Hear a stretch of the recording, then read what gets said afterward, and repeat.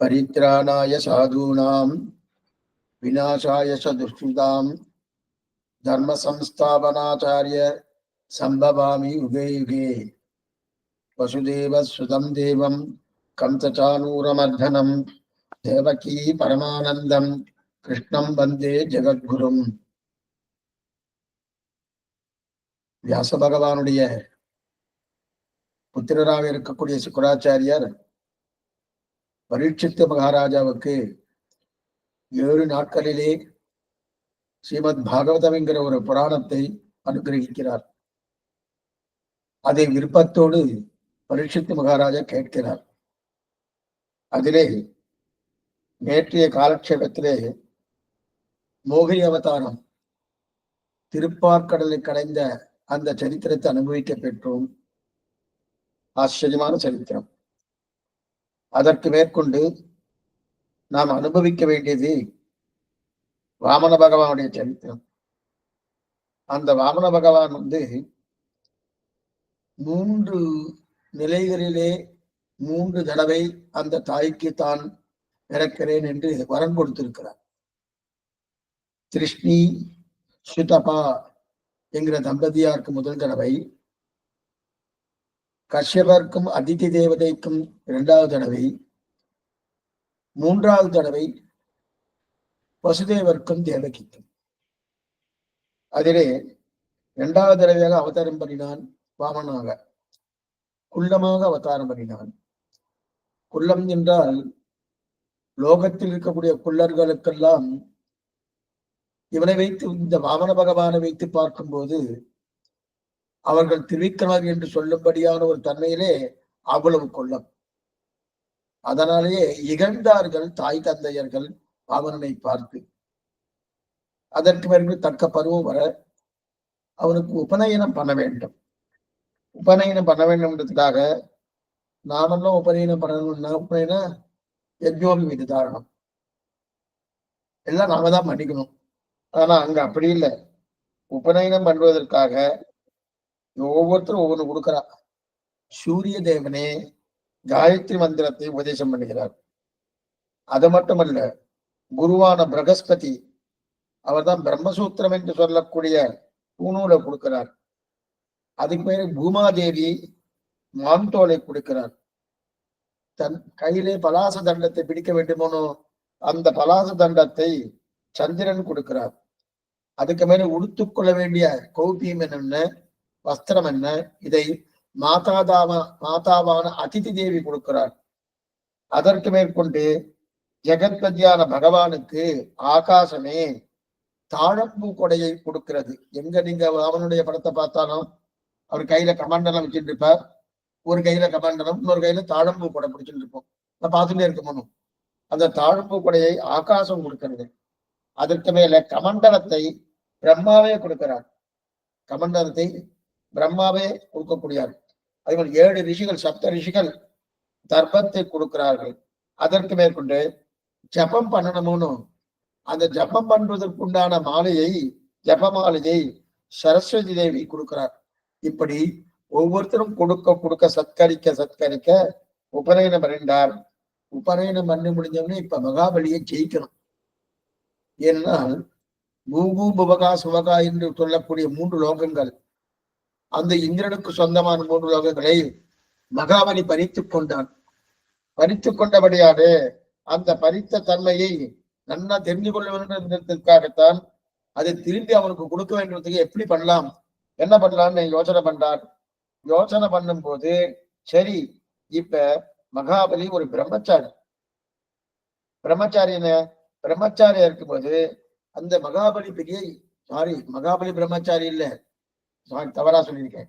வாமன பகவான் பிரம்மச்சாரி, மகாபலி கிரகஸ்தன் தான். அப்படி இருக்கச்சது வாமன பகவான் பிரம்மச்சாரியா இருக்கும்போது மகாபலி பெரிய யாகம் பண்றார். சத்திர யாகம்னு பேர். அந்த சத்திர யாகம் பண்றார். அந்த சத்திர யாகம் பண்றச்சு அங்க எல்லாருக்கும் தானம் கொடுக்குறார். அங்க தானம் கொடுக்கும்போது நாமும் போய் பிக்ஷை எடுப்போம். ஏன்னா இது பிரம்மச்சாரி பிள்ளையனும் பிராமண பிரம்மச்சாரி பிள்ளை, பிராமண பிரம்மச்சாரி பிள்ளையாக இருக்கிறபடியாலே ஆக நாமும் போய் பிக்ஷம் எடுக்கிறோம்ன்றது இந்த திட்டத்தை தீட்டிக் கொண்டார் வாமனன். நல்லா தீட்டினார். இப்ப வாமனமூர்த்தி புறப்படணும். புறப்படணும்னா என்ன சுவாமி? சிறு குழந்தையா இருக்கார். சிறு குழந்தை மட்டுமல்ல, குள்ளமாக வேற இருக்கிறார். பகவானுடைய நேரே அவதாரம் வாமன அவதாரம். அப்படி இருக்க செய்து இந்த மகாபலி யஜ்ஞவாட்டத்துக்கு போகணுமோனும். அங்க யஜ்ஞவாட்டத்துக்கு போகணும். அது எங்க நடக்குது? நர்மதா நதிக்கரை. நம்மளாம் இருக்கணும். நர்மதா தபதின்னு பாக்குறோமோ, அந்த நர்மதா ஆற்றங்கரையிலே பிருகு கச்சம் என்கிற ஒரு ஆச்சரியமான இடம். நர்மதா நதி கரையிலே பிருகு கச்சம் என்கிற ஆச்சரியமான இடத்துல பலி மகாபலி சத்திரயாக பண்ணிருக்காரு கேள்விப்பட்டான். பெருமாள் புறப்பட்டு நல்லா நடந்து போறார். அந்த நடையே ஒரு ஆச்சரியம். நமக்கு அங்கங்க நம்ம பெருமாளுடைய புறப்பாட்டுல நடை அழகு ரொம்ப முக்கியம். ஏகாந்த சேவை அப்படின்வா, அது நடை அழகுன்னுவா. அதுவும் திருப்பாவாடை நடை அழகுன்னு ஒரு தனி அழகு. அதுக்கு மேற்கொண்டு நடபாவாடை போட்டுக்கொண்டு ஒரு நடை அழகு இருக்கு. அந்த ஒரு நடை அழகு நடக்கிறார். அந்த நடக்கிறத பக்கத்தாலே ஆச்சரியமா இருக்கு. ஏதோ அபிநயம் பிடிக்கிறா போல. நாட்டிய வித்தை தெரிந்தவர்கள் அவர்கள் அப்படி நடந்தாலே நாட்டிய நிலையை ஒரு அந்த அதாவது இதை சொல்லுவாரணும், பரதநாட்டியம் ஆடுறா போல அப்படின்னு வரணும். அந்த மாதிரி ஒரு நடை இருக்கு போனோம். அந்த நடையோட நடந்துட்டு இருக்கச்சே இப்ப ஒரு பிரம்மச்சாரியனும் பிரம்மச்சாரிக்கு உண்டான அடையாளங்கள்லாம் இருக்கணுமோனோ. அந்த அடையாளங்கள் என்னென்ன? பிரம்மச்சாரி என்ன சுவாமி? அவர் ஒத்த வேட்டியோடு இருக்கணும். அது மட்டுமல்ல, பலாச தண்டம் இருக்கணும். அது மட்டுமல்ல, தான் பிரம்மச்சாரி என்பது கோல் கொண்டு சொல்லணும்னா எப்பவும் கையில தர்பையோடு. அது மட்டும் அல்லாமல் தன்னுடைய மந்திரத்தை, அந்த வேத மந்திரத்தை எப்பவும் உச்சாரணம் பண்ணிட்டே இருக்கணும். இது பிரம்மச்சாரிக்கு உண்டான நிலை. ஆனா பிரம்மச்சாரி கிரகஸ்தனை போல பக்கத்துல தன்னுடைய பத்னியை வச்சு கொண்டிருக்கலாமான்னா கூடாது. பிரம்மச்சாரின்னா கல்யாணம் ஆகலைன்னு அர்த்தம். அப்படி இருக்க செய்து ஆனா இந்த வாமன பகவானுக்கு திருமார்பிலே தாயார் எழுந்தருளி இருக்கிறாள். அது என்னமா சுவாமி? இவர் தான் பிரம்மச்சாரி ஆயிட்டு இவருக்கு என்னமான்னா எப்போ பிராட்டி பகவானை விட்டு பிரிய மாட்டான். நித்தியவேஷா ஜெகன்மாதா விஷ்ணோச்சி அனபாயினி. இதுதான் ஸ்ரீ வைஷ்ணவ. அதனாலதான் வைஷ்ணவம்னு சொல்லாம ஸ்ரீ வைஷ்ணவம்னு சொல்றதுக்கு காரணமே இதுதான். எப்பவாவது பிரிவது உண்டான பிரிவதே கிடையாது. பகவானை விட்டு எந்த நேரத்துல பிரிஞ்சிருக்கா? நேற்று நம்ம ஒரு சரித்திரம் பார்த்தோம். திருப்பார்க்கடை கடையும் போது தாயார் 2 யானைகள் பூச்செல்வியத்தோடு கொண்டு வந்து அங்க அந்த கடையிலே பிராட்டி கிடைச்சான்னு பார்த்தோம். அங்கதான் பிராட்டி அவதாரம் பண்ணார். பங்கைய பூவில் பிறந்த பாவனால் வாழியே அப்படின்னு நம்ம தெரிவிக்கிறோம். அப்ப திருப்பார்க்கடல அவதாரம் பண்ணிருக்க செய்தே. அப்ப அதுக்கு முன்னாடி தாயார் இல்லையா? எப்போ உண்டு இந்த அவதாரம் என்பது ஒரு வியாஜ்யம். இது போல நேற்றுக்கே பார்த்தோம். ராமாவதாரம் கிருஷ்ண அவதாரம்னா அதுக்கு முன்னாடியே ஒண்ணுமே இல்லையா அப்படின்னு தோன்றணும். அப்படிலாம் இல்லை. எப்பவும் பகவான் உண்டு. அதுபோல எப்பவும் பிராட்டி உண்டு. நித்தியமே உண்டு. எந்த நிலையிலும் உண்டு. பிராட்டி இல்லாத நிலையே கிடையாது. இது எங்கு இதுவரைக்கும் சொல்லிட்டாரு நம்ம பூர்வாச்சாரியர்கள். ஓம்காரத்துல அகாரம் சொல்லப்பட்டிருக்கு. அகார உகாரம் அகாரங்கள். அதுல அகாரத்துல பிராட்டியும் உண்டுன்னு தெரிவிக்கிறார். நம்முடைய சேனாபதி விஸ்வர் வார்த்தைன்னு எடுக்கிறார் திரிலோகாச்சாரியர். அப்ப பிராட்டி எப்பயுமே உண்டு. அப்படி இருக்க செய்து இப்ப பிரம்மச்சாரியா இருக்காருன்னா அப்பவும் மார்புல உண்டு. இப்ப பிராட்டி வச்சுட்டு பிரம்மச்சாரி என்னவா சொல்றது? எப்படி சொல்றது? ஆச்சார திருமார்பு வச்சுட்டு பிரம்மச்சாரி எப்படி சுவாமி சொல்றது? சொல்ல முடியாது. யாரும் ஒத்துப்பா? சுவாமி இவர் பிரம்மச்சாரியா கூடயே தன் பத்தினியை வச்சுட்டு இருக்கா அப்படின்னா அது சரியே இல்லையே. அதான் தெரியாது. எப்படி யாரும் ஒத்துப்பா? அப்ப என்ன பண்ணார் பெருமாள்? இதே தேவி நீ ஒண்ணு பண்ணு. ஏன்னா நான் இப்ப பிரம்மச்சாரியா இருக்கேன். பிரம்மச்சாரியா இருக்கும் போது பிராட்டி கூட இருக்கப்படாது. அது மட்டும் இல்ல, நான் யஜ்ஞவாட்டத்துக்கு மகாபலியுடைய யஜ்ஞவாட்டத்துக்கு போயிட்டு இருக்கேன். அங்க போய் பிக்ஷை எடுக்க போறேன். பிக்ஷை எடுக்கணும்னாலே பிரம்மச்சாரியா இருந்தாதான் பிக்ஷைக்கு உச்சிதமான ஒரு ஆசிரமம். பிக்ஷை எடுக்கணும்னால அதுக்கு உச்சிதமான ஆசிரமம் வந்து பிரம்மச்சரியம். அப்படி இருக்கச்சது கிரகஸ்தன் ஆயாச்சுனாலே அவ்வளவு தூரம் அது உச்சிதம் கிடையாது. ஏன் கிடையாதுன்னா, கிரகஸ்தன்னாலே ஒரு வெட்கம் வந்துடும். கூட பத்தினி இருக்காளே, பத்தினி விடுவாருன்னா விடமாட்டா. பிக்ஷை எடுக்கிற உழைச்சு என்ன சம்பாதி அப்படின்னு சொல்ல ஆரம்பிச்சிருவா. ஆனா பிரம்மச்சாரிக்கு யாரும் கிடையாதுன்னு. அதனால நான் பிக்ஷை எடுக்க போறேன், நீ என்ன பண்ணு, ஒரு 10 நாள் அவனுடைய பரந்தகமாக இருக்கக்கூடிய அந்த இடத்துக்கு நீ போயிடு. நீ போயிட்டு ஒரு 10 நாள் இருக்கும் இப்பயும் நாங்க அங்க இருக்க செய்து அந்த 10 நாளுக்குள்ள நான் இந்த மகாபலி சக்கரவர்த்தி கிட்ட என்னென்ன பண்ணுமோ அதெல்லாம் பண்ணி மேற்கொண்டு இந்திரனுக்கு தேவையான 3 லோகத்தையும் பூ புபகா சுபகா என்கிற 3 லோகத்தையும் வாங்கி கொடுத்து விடுகிறேன். அதன் பின்பு நீ வரலாம் எங்கு பிரார்த்திக்கிறார் பெருமாள் பிராட்டியை பார்த்து. பிராட்டி சொல்றா, அதெல்லாம் கிடையாது, அதெல்லாம் கிடையாது. நீர் பிரம்மச்சரியனா இருந்தாலும் சரி, சந்நியாச ஆசிரம ஸ்வீகாரம் எடுத்திருந்தாலும் சரி, இது என் இடம். வடிவாயினின் வளமார்பினில் வாழ்கின்ற மங்கையும் பல்லாண்டு. இந்த இடம் என்னுடைய இடம். இது ஏராளம் இறையோனும் திசைமுகனும் திருமலம் பதிகத்திலே ரொம்ப நன்னா எடுக்கிறார். விராட்டிக்கு கொடுத்த இடத்துல போய் நீ மத்த பேர்லாம் வச்சுட்டு இருக்கியே, என்ன ஆச்சரியம், என்ன ஆச்சரியம் கேள்விக்கிறார். நம்பில்லை. எதுக்கு சொல்ல வந்தேன், அப்படி இருக்கச்சதே இது என்ன இடம். விராட்டி சொல்றான், நித்தியவேஷா ஜெகன்மாதா விஷ்ணு அனபாயினி அகலையில்லேன். இந்த திருமாலை விட்டு அகலமாட்டேன், அகலமாட்டேன்னா பெருமாள் பார்த்தார், எவ்வளவோ சமாதானம் பண்ணி பார்த்தார். இல்ல தேவி, நான் இப்ப பிக்ஷை எடுக்கிறதுக்காக போறேன். போகும்போது அங்க நீ இருந்தார், அது பிரம்மச்சாரிக்கு உண்டான ஒரு அடையாளம் கிடையாது, கிரகஸ்தனுக்கு உண்டான அடையாளமாக ஆயிடும். நான் பிரம்மச்சாரி வேஷத்தை போட்டு கொண்டு போகும்போது நீ இருக்கப்படாது எத்தனை சொன்னாலும் கேட்கல. என்ன பண்றது? அப்ப உடனே என்ன பண்ணா, பெரிய மான் தோல் எடுத்து போத்தின்றார். மான் தோல் எடுத்துட்டு போத்தின்றார். உடனே போத்தின்றானா என்ன, இந்த இடத்துல மறைக்கிறதுக்காக பிராட்டி திருமார்பில் இருக்கானோ அந்த பிராட்டியை மறைக்கணுமோனோ, அந்த பிராட்டியை மறைப்பதற்காக மாந்தோல் எடுத்து போத்தின்றார். எதுக்காக மாந்தோல் எடுத்து போத்தின்னு இருக்கேன் பிராட்டி கேட்கிறான். எதுக்காக மாத்தோல் சட்டுன்னு பிராட்டி கேட்கிறா. அப்ப சொல்றார், ஒண்ணுமில்ல தேவி, இந்த வேதாந்த தேசிகம் நன்னமா சொல்றார், ஒண்ணுமில்ல தேவி, நீ நீ இருக்கக்கூடிய இடம் என்னது, அந்தப்புறம். அந்தப்புறத்துக்கு திரை போடணுமா வேண்டாமா? போடணும். எப்ப திரை போடணுமோ அந்த திரை தான் இந்த மான்தோல். இந்த திருமார்பை அந்தப்புறமாக நீ வச்சுட்டு இருக்கணும். ஆமா, அப்ப அதுக்கு திரை வேணுமே. எப்ப திரை போடணுமோ அப்ப அதுக்காக என்ன பண்றான், இந்த மரபுரி மான்தோல், இந்த மான்தோலை வச்சு போட்டுறேன்னு. ஏன்னா இவ ஏன் சுவாமி இவன் நேரடியா இருந்தா என்னன்னா காரியமாகாது. இவனுடைய கட்டாட்சம் மகாபலி மேல பட்டுத்தன்னா மகாபலியுடைய சொத்தை எப்படி அபகரிக்கிறது? இவன் தான் சொத்துக்குரியவள், சொத்து கொடுத்துட்டே இருப்பா. சொத்து கொடுத்துட்டே இருக்கக்கூடிய அந்த தன்மையில இருக்கக்கூடிய பிராட்டி லட்சுமி கடாட்சம்னாலே நிறைய ஐஸ்வர்யம் கிடைக்குமோ. அப்ப அவனுக்கு ஐஸ்வர்யம் கிடைச்சுட்டே இருக்கணும், அவன்கிட்ட எப்படி வாங்குறது? வாங்குவதற்குண்டான தன்மையை இல்லாம போயிடுமோனோ. அதனால அப்ப அவனை மறைக்கணுமோனோ. மறைப்பதற்காக தான் மான்தோலை எடுத்து மூடிட்டார். மான்தோலை எடுத்துக்கொண்டார். ரெண்டாவது, பிரம்மச்சாரியா இருந்தா தான் பிக்ஷை எடுக்கச்சே வெட்கமே இருக்காது, வெட்கமே இருக்காது. அது கிரகஸ்தனாயிடுச்சுன்னா பிக்ஷை எடுக்கிறன்னா கொஞ்சம் வெட்கப்பட வேண்டிய ஒரு நிலை வந்துடும். ஆனா திருமார்புல பிராட்டி இருக்கா, அதனால என்ன பண்ணார், மான்தோலையத்தை மூடினார்.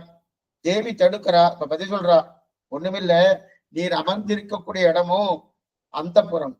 அந்த அந்தப்புறத்துக்கு திரை போடணும் இல்லையா, நீயோ பட்ட மகிழ்ச்சி ராணி, அப்படி இருக்கிறபடியால அந்த புறத்துக்கு திரை போட்டு மறைக்கணும், அதற்காகத்தான் திரையை போட்டேன்னு சொன்னா. பெருமாள் சொன்னார், சரி அப்படின்னு ஒத்துண்டார். இப்ப திரை போட்டாச்சு. திரை போடலன்னு நான் ஆகும், பிராட்டி கட்டாட்சிப்பா. அந்த கட்டாட்சம் தான் இவருக்கு வந்த காரியம் ஆகாது. அதனால்தான் மூடிட்டார்.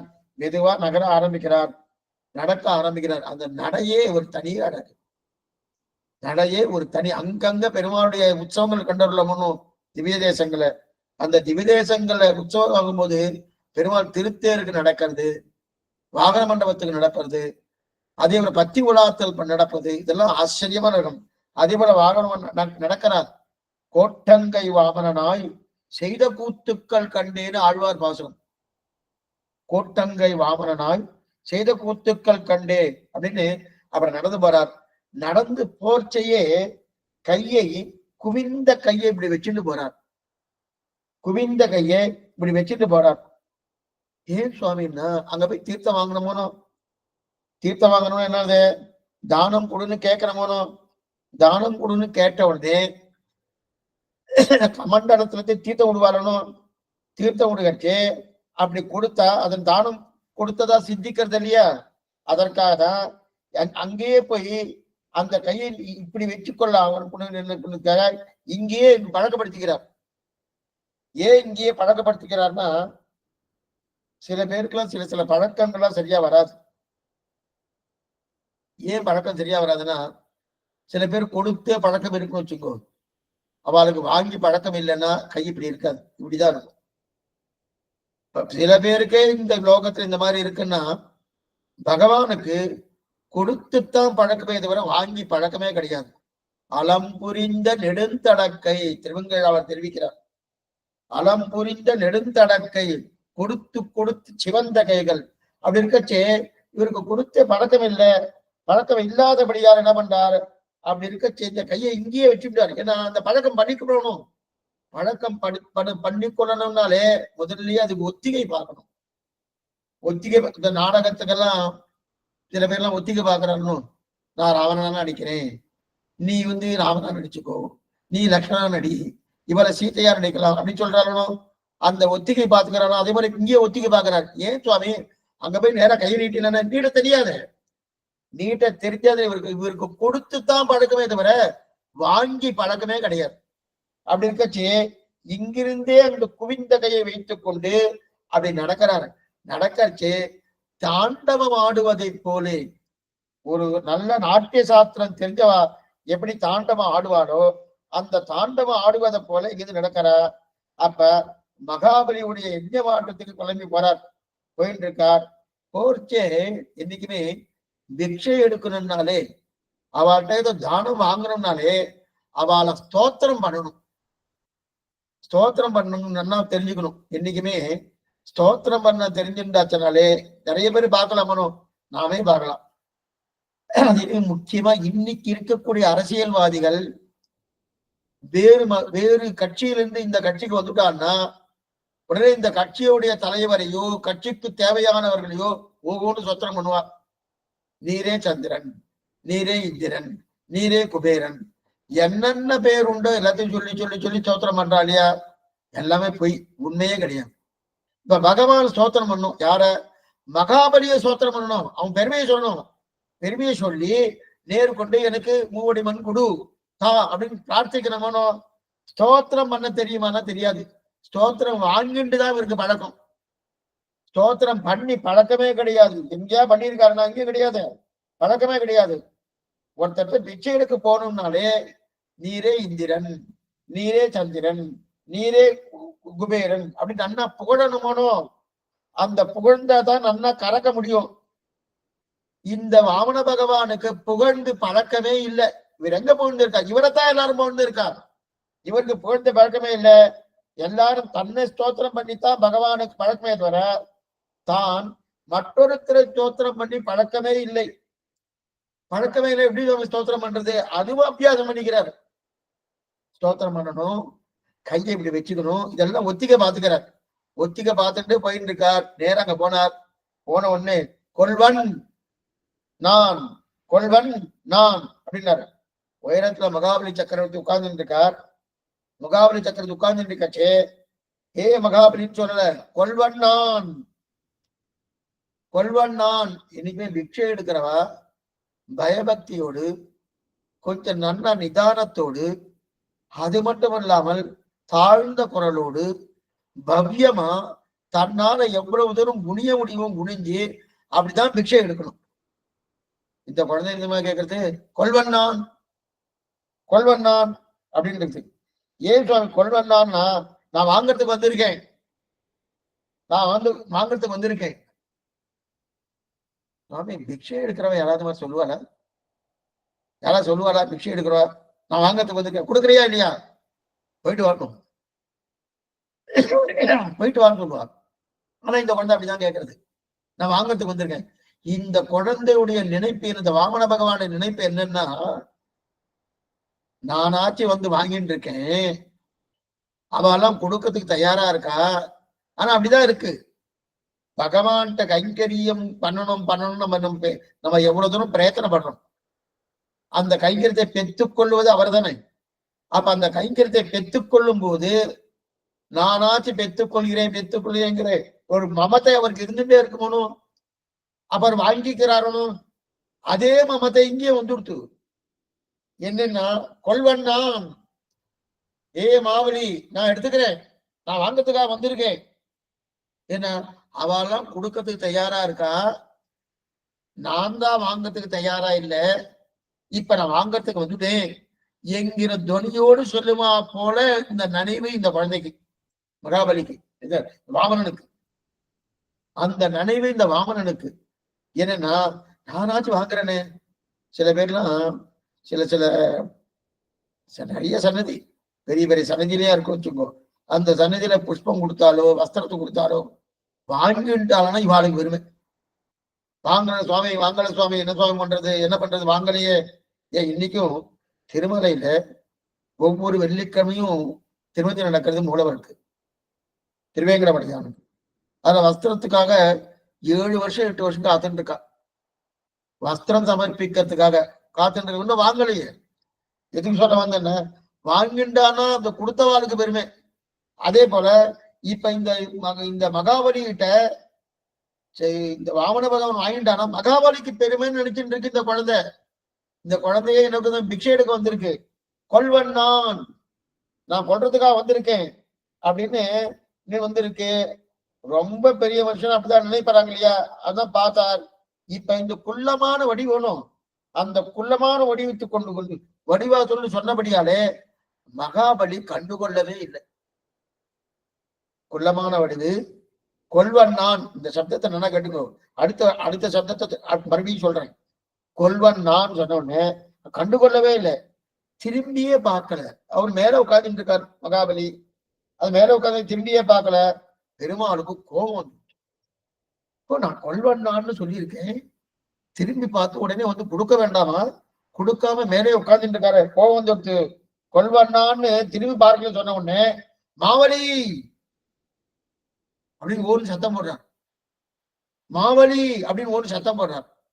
மகாபலின்னு சொல்லணும், அந்த மகாபலியை சுருக்கி மாவலி, மாவலின்னு சுருக்கி மாவலின்னு கூப்பிடுறார். கூப்பிட்ட உடனே திடுக்கிட்டு எழுந்தான் மகாபலி சக்கரவர்த்தி. ஓ, என்னுடைய தாயார அதிதி கூட இந்த மாதிரி கூப்பிட்டது கிடையாது, எத்தனை பராக்கிரமம், எத்தனை வைராக்கியம், எத்தனை சத்தியசந்தன் நான், எத்தனை பலசாலி நான் அப்படி இருக்கச்சு என்ன போய் இந்த ஒரு சிறு குழந்தை கூப்பிடுறது அப்படின்னு இடுக்கிட்டு எழுந்தான். எழுந்து என்ன பண்ணான், யார் அது கூப்பிடுறது அப்படின்னு திரும்பி பார்த்தான். திரும்பி பார்த்தோடனே பெருமாள் கை நீட்டார், கொள்வன்னான் மாவலி, கொள்வன்னான் மாவலி கூப்பிட்டோடனே கை நீட்டான். மூவடி முடிஞ்சு போச்சு. இதுதான் பிக்ஷையே. யாராவது பிக்ஷை இந்த மாதிரி எடுப்பானா? நம்ம ஆத்து வாசலே யாரோ வந்திருக்கா, இந்த மாதிரி பிக்ஷை எடுத்தாச்சுன்னா கொம்பு எடுத்து அடிக்கணும். இல்ல போயிட்டு வா, நீ பிக்ஷை எடுக்க வந்தியா, நான் அதிகாரம் பண்ண வந்திருக்கியே அப்படின்னு தானே கேட்போம். அந்த மாதிரிதான் இந்த குழந்தை கேட்கறது. முதல்ல கொள்வன்னான்னு சொல்லிட்டு கணிசிக்கவே இல்லை, மாவலின்னு சொன்ன உடனே கோபம் வந்து விட்டு சக்கரவர்த்திக்கு. அங்கிருந்து பாக்குறான், பாக்கச்சே மூவடி மூவடின்னு கேட்டுட்டு மூவடின்னு திடுக்கிட்டு போனான். திடுக்கிட்டு போய் இந்த மாதிரி பேசினான், கேள்வி நீட்டான். மூவடின்னு சொன்ன உடனே அங்கிருந்து ஆசனத்திலிருந்து இறங்குறான் மகாபலி சக்கரவர்த்தி. யார் அது, இந்த சிறு குழந்தை என்ன பார்த்து மாவலின்னு சொல்றது, கொள்வன்னான்னு சொல்றது, ஒரு பவ்யமே இல்லாம பேசுறது, யார் அதுன்னு நேராக இறங்கி வந்தான். இறங்கி வந்து யார் எதற்காக கேட்கிறாய் அப்படின்னு சொல்லி கேட்கிறான். யாரு மகாபலி இந்த சிறு குழந்தைய பார்த்து, அந்த குழந்தைய பார்த்து எனக்கு எவ்வளவு சக்தி இருக்கு, என்ன பார்த்து மகாபலி கூப்பிட்டுருக்கியே அப்படின்னு கேட்டோன்னே உடனே என்ன பண்றாரு இவரு, கீழே ஆசிரியர் இறங்கி வந்து கேட்கிறார், மகாபலி உனத்துல பிக்ஷை வாங்க நான் வந்திருக்கேன். என்னுடைய பேர் என்ன தெரியுமா? வாமனன். என்னுடைய பேர் வாமனன். வாமனன், நான் உன்னை பிக்ஷை வாங்க வந்திருக்கேன். மூவடி மண் குடு கொள்வன்னான் மாவழி மூவடி தாயென்ற கல்வனே. கொள்வன்னான் மாவழி, மாவலி மகாபலி கூட கிடையாது, மாவலின்னார். சரி, உனக்கு என்ன மூவடி மண் வேணுமான்னா, மூவடி மண் கொடுத்தா போறோம், வேற எதுவும் வேண்டாம். 3 அடி மண் தான் வேணும், வேற எதுவும் வேண்டாம். மகாபலி கேட்கிறார், போதும், பெரிய பிராமணனா இருக்காரு, கொல்லமா இருக்காரு, ஆனா பிராமணனா இருக்கா, அந்த குழந்தை கேட்கறத கொடுத்துருவோம். இருந்தாலும் ஒண்ணும் இல்லாத அல்பமா 3 அடி மண் கேட்கிறாரு.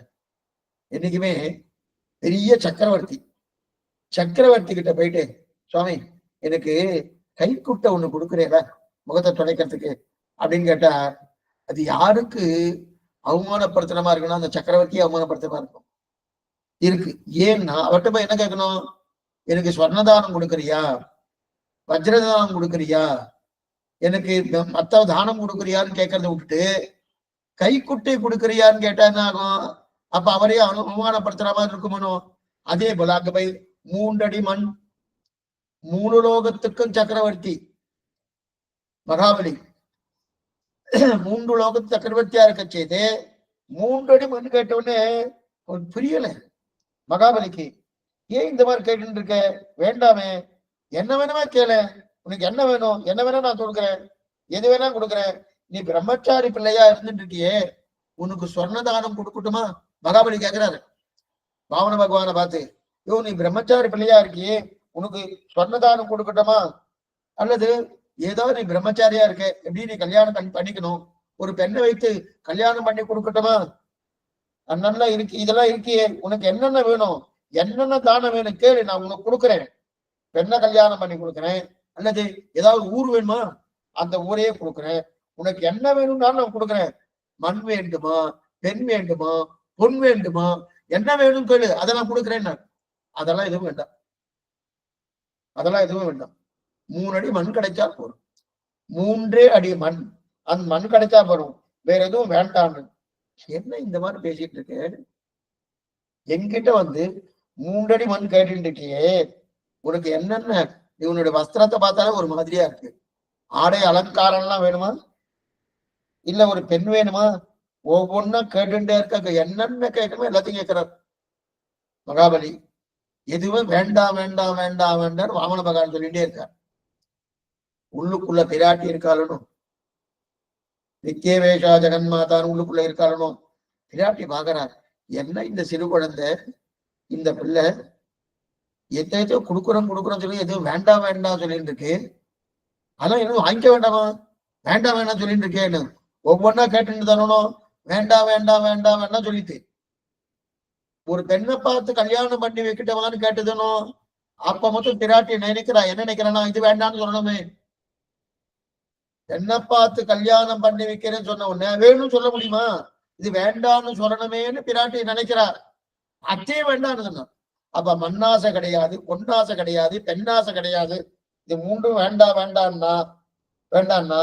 அப்படி இருக்கச்சே 3 மண் பிரார்த்தித்தா போறோம், 3 மண் தான் எனக்கு வேணும்னா, எத்தனை மகாபலி சொல்லி பார்த்தாலும் இந்த வாமன பகவான் வேண்டான்ட்டான். கோபம் வந்துட்டுக்கு சக்கரவர்த்தி, மகாபலிக்கு கோபம் வந்துட்டு வச்சிட்டா மகாபலி, நீ பிராமணனான்னு கேட்டுட்டான். ஏ வாமனனே, நீ பிராமணனா? ஒரு பிராமணனா எப்படி இருக்குதுமா, பிராமணனா இருப்பதற்கு யோக்கியதை அற்றவன் நீ. மகாபலி பார்த்து வாமன பகவானை பார்த்து இந்த வார்த்தை சொல்றாரு, இதெல்லாம் நீங்க கேட்டு இருக்கோம். பிராமணனா இருக்கிறது யோக்கியதை அற்றவன் நீ. அந்த வார்த்தை சொன்ன வாமன பகவான் கோபம் வந்துடுத்து, என்ன பார்த்து பிராமணனான்னு கேட்டிருக்கியே, என்ன தப்பு பண்ணினேன் நான்? தர்பைய ஒழுங்கா பிடிக்கலையா, அல்லது காயத்ரி மந்திரத்தை ஒழுங்கா சொல்லலையா, சந்தியாவதனத்தை சரியாம பண்ணாம இருந்தேன்னா, வேதத்தை நான் சரியாம பண்ணாம இருந்தேன்னு, அக்னி காரியத்தை ஒழுங்கா பண்ணலையா, என்ன குற்றம் கட்டு விடுத்தா என்னிடத்தில், நீ பிராமணனான்னு கேட்கிறியே, என்ன கட்டுமோ, நீ பிராமணன் கேட்கிறியே, சந்தியாவனம் பண்ணாம இருக்கேனா, அக்னிய காரியத்தை பண்ணாம இருக்கேனா, அல்ல தர்பையை ஒழுங்கா பிடிக்காம இருந்துட்டு இருக்கேனா, இல்லது என்னுடைய நிலையில வேதத்தை என்ன சரியாம பண்ணாம இருக்கேனா, எல்லாத்தையும் சரிவர பண்ணிட்டு தானே இருக்கேன். என்ன பார்த்து பிராமணன் கேட்கறியே, பிராமணன் கேட்கறியே, கேட்கலாமான்னு கேட்டார் ராமண பகவான். இல்ல இல்ல பிராமணன் இப்படி இருக்கணும். இப்ப நான் யுக்தி சொல்றேன்.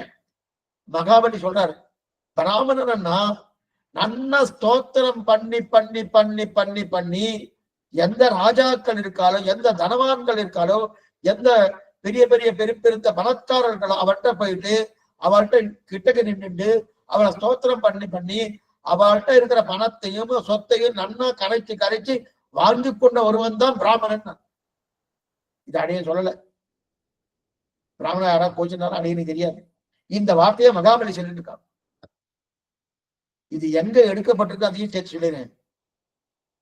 3ஆம் பாசுரம் திருப்பாவையில, ஓங்கி உலகளந்த உத்தமன் பேர்பாடி, அந்த வியாக்கியானத்தை இதெல்லாம் எடுக்கப்பட்டிருக்கு.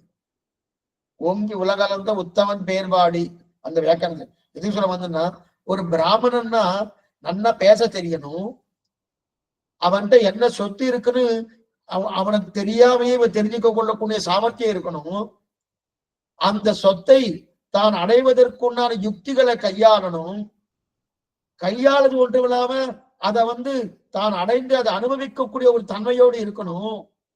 இதுதான் பிராமணனுக்குண்டான லட்சணம். அதை விட்டுட்டு நீ என்ன கேட்டு இருக்க, 3 அடி மண் கேட்டு இருக்கிய, நீ பிராமணனா? இந்த வார்த்தையே மகாபலி சக்கரவர்த்தி வாமன பகவானை பார்த்து கேட்கிறார். கேட்கிறாரு. அப்ப வாமன பகவான் பார்த்து சொல்றாரு, நீ தவறா புரிஞ்சுட்டு இருக்க, உனக்கு தெரியல பிராமணன்னா எப்படின்னு உனக்கு தெரியல. பிராமணனுக்கு அடையாளம் நான் சொல்லிட்டு இருக்கேன் கேளு. என்னன்னா, வாங்கி வாங்கி கடக்கிறதுலாம் பிராமணனுக்கு இல்ல அப்படின்னு சொன்னேன். உபன்யாசமே பண்றார், பெரிய உபன்யாசமும் பண்றார். நீ புரிஞ்சு கொள்ளுகிறது சரியா புரிஞ்சு கொள்ளவில்லை சக்கரவர்த்தியே.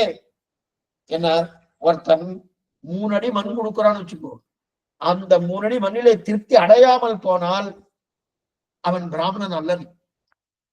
கொடுத்ததை வாங்கி கொண்டு திருப்தி அடைபவன் தான் பிராமணனே தவிர, எனக்கு இதை கொடு அதை கொடு அதை கொடுன்னு பிரார்த்தித்து கேட்டானாலும் அவன் பிராமணனே அல்லன்னு இருக்குது. இதுதான் உண்மை. முதல்ல சொன்னது போய்.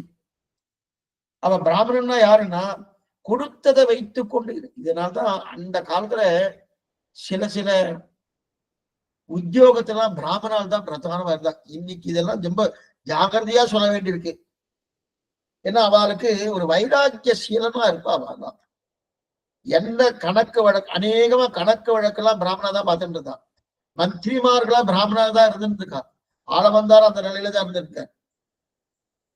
இதுக்கு குறுகை காவலப்பனும் அந்த நிலையில தான் இருந்துட்டு இருக்காரு. இதுக்கு அந்த மாதிரி திருவாய்மொழி பிள்ளையும் அந்த நிலையில தான் இருந்துட்டு இருக்காரு. இதுக்கு சொல்ல வந்தேன்னா, அந்த மாதிரி ஒரு நிலையில இருக்காளனும். ஏன்னா அவருக்கு அந்த வைராக்கிய சீலனா இருப்பாரு. இருப்பதை வைத்துக் கொண்டு வாழ்வதற்குண்டான ஒரு தன்மை படைத்தவன் பிராமணன். ஏ மகாபலி, நீ தவறா புரிஞ்சுட்டு இருக்காய். என்னவோ பிராமணனா ஸ்தோத்திரம் பண்ணி பண்ணி அவன்கிட்ட இருக்க சொத்தை கரைத்து கரைத்து தன்னிடத்தில் பெற்றுக் கொள்வது பிராமணன் ஒரு தவறான கருத்தை சொல்லுகிறார். அது அல்ல. பிராமணனுக்கு உண்டான தன்மை தன்னிடத்தில் என்ன இருக்கோ அதை வைத்துக் கொண்டு வாழ்பவன் தான் பிராமணன். நீ கொடுத்த அந்த 3 அடி மண்ணை வைத்துக் கொண்டு வாழ்பவன் தான் நான். அதற்கு மேல நீ 3 லோகத்தை கொடுத்தாலும் எனக்கு பிரயோஜனமே இல்லை சொல்லிட்டு 7 லோகத்தை அழக போறார். 3 லோகத்தை கொடுத்தாலும் பிரயோஜனமே இல்லைன்னு சொல்லிட்டு 7 லோகத்தை அளந்து 3 லோகத்தை பறிக்க போறாரு. அது வேற விஷயம். ஆனா இப்ப ராவண பகவான் என்ன, அதான் பிராமணனா எப்படியா எதிர்ச்சியா லாப சந்துட்டன், எதிர்ச்சியா லாப சந்துட்டன் பிராமணன். கிடைத்ததை கொண்டு திருப்தி அடைவு வந்தான் அந்தனனே தவிர நீ சொல்லுகிறா போல ஆசைப்பட்டு செல்வம் பிராமணன் அல்லன். கிடைத்ததை கொண்டு திருப்தி அடைபவன் பிராமணன். எதிர்ச்சியா லாப சந்துட்டன் அப்படின்னு சொல்லுகிற. நான் கேட்பதற்கு கோவதுட்டு ராமண பகவான், நான் கேட்கறது கொடுக்கறதுனா கொடு, எனக்கு பொழுது இல்லை, எனக்கு டைம் ஆயிடுச்சு, எனக்கு நாடி இல்லை, நீ கொடுப்பதை வாங்கறதுக்கு நான் இங்க இங்க இல்ல, நீ நான் கேட்கறத கொடுக்கறதா கொடு, இல்லைன்னா நான் கிளம்புறேன்.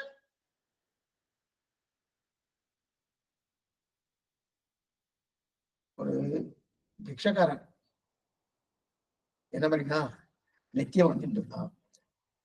நித்தியம் வந்துட்டு இருக்கச்சே போட்டுட்டுதான் இருந்தா, அந்த வீட்டுடைய தலைவி போட்டுட்டுதான் இருந்தார். இவனுக்கு ஏன் நித்தியம் போடணும்னு ஒரு நாள் எதிர்த்து கேட்டுட்டான். என்ன நீ தைரியம் வந்துட்டு இருக்க, வேண்டாமே என்ன போடல போ அப்படின்னா. போட மாட்டியா? ரிஷகாரன் கேட்கிறான் அந்த தாயை பார்த்து. போட மாட்டேன் தைரியமா சொன்னான். பக்கத்து வீட்டுல என்ன பண்ணணும் அதை பண்ணிட்டு வேணும். பக்கத்து வீட்டுல என்ன பண்ணணும் அதை பண்ணிட்டு வேணும். என்ன பண்ணான்னு தெரியல, ஒன்னும் சொல்லவும் இல்லை. ஓ ஏதோ பண்ணா போல் இருக்கு, நமக்கு பயமா இருக்குன்னு நேற்றுமே போட்டுட்டே இருந்தா ஒரு மாசம் போட்டான். ஒரு மாதம் இவன் பண்ண நிர்பந்தத்துக்காக ஒரு மாசம் போட்டான். போட்டதுக்கு அப்புறம் ஒரு மாசம் கழிச்சு தைரியத்தை வர வச்சுட்டு இன்னைக்கு நான் போடுறதா இல்லைன்னா. அன்னைக்கே சொல்லியிருக்கேன், பக்கத்து வீட்டுல என்ன பண்ணா அதை பண்ணிடுவேன்னு சொல்லியிருக்கேன். அப்பவும் நீ பயப்படாம சொல்லிருக்க. ஆமா நீ பண்ணு, என்ன வேணா பண்ணு அப்படின்னா கிளம்பிட்டு தான் போயிட்டான். ஏன் போயிட்டு இருக்கேன், இதைத்தான் பக்கத்து வீட்டுல பண்ணேன், இதைத்தான் பக்கத்து வீட்டுல பண்ண, அதைத்தான் ஒண்ணு பண்ண போறேன். அதே போல இங்க நீ கொடுக்குறியா இல்லையா? நீ கொடுக்கலன்னா நான் கிளம்பி போயிட்டே இருக்கேன், எனக்கு அதனால ஒண்ணுமே இல்லை, போயிட்டே இருக்கேன்னா. இப்ப மகாபலிக்கு ஒரு ஒரு பெரிய அச்சம் வந்து விட்டுரும். அந்த பிராமணனுக்கு நான் தானம் கொடுக்காம போனா அது பெரிய பாவமாயிடுச்சு. அந்த பிராமணனுக்கு நான் தானம் கொடுக்காம ஆயிட்டேன்னா அது பெரிய பாவமாயிடுச்சு, கொடுக்கணுமே. கொடுக்கணுன்றதுக்காக 3 அடி மண் கொடுக்கணும், கொடுக்குறேன் அப்படின்னு சொல்லி ஏற்றுண்டா மகாபலி. ஓ நீ இவ்வளவு தூரம் அவசரப்பட்டு இருக்க, உனக்கு வேணும்னு சொல்ற, 3 அடி மண் கொடுக்குறேன்னு ஏற்றுண்டான். கமண்டலத்திலிருந்து தீர்த்தத்தை எடுத்தான். நம்ம எல்லாம் கொடுக்குறோன்னு என்ன விடணும், உடனே ஒரு பத்திரம் எழுதுவோம், பேப்பர் எடுப்போம், பத்திரம் எழுதுவோம், அதுல கையெழுத்து போடுங்க அப்படின்னு சொல்லுவோம். அது என்ன பத்திரமோ அந்த பத்திரத்துக்கு தந்தவரை அதுக்கு வேல்யூ போட்டு அது பண்ணிட்டு இருக்கோம். அந்த காலத்துலலாம் உதகதாரா தீர்த்தம் விடுறது, உதகதாரா பூர்வமாக தீர்த்தம் விடுவது, தீர்த்தத்தை கையில விடுவார். தீர்த்தத்தை கையில விட்டு இந்த வார்த்தையை சொல்லுவார், இது உங்களுடைய சொத்துன்னு சொல்லுவாருன்னா அன்னிலிருந்து அவருடைய சொத்து. அந்த மாதிரி கமண்டலத்தின் தீர்த்தம் எடுத்தார். எடுத்து உதகதாரா பூர்வகமாக கொடுக்கணுமோ. கமண்டத்துல நீரை கொடுக்கும் போது கொடுக்கிறார், கமண்டத்துல நீரை எடுக்கிறார், கொடுக்கிறார். கொடுக்க வரும்போது அசுரகுரு சுக்கராச்சாரியர். இப்ப நம்ம பாகவதத்துல பார்க்கக்கூடிய சுக்கராச்சாரியர் வேறு, இந்த சுக்கராச்சாரியர் வேறு. இவர் அசுரகுரு சுக்கராச்சாரியர். அவர் வந்து வியாச பகவானுடைய யாரு புதல்வன் சுக்கராச்சாரியர்.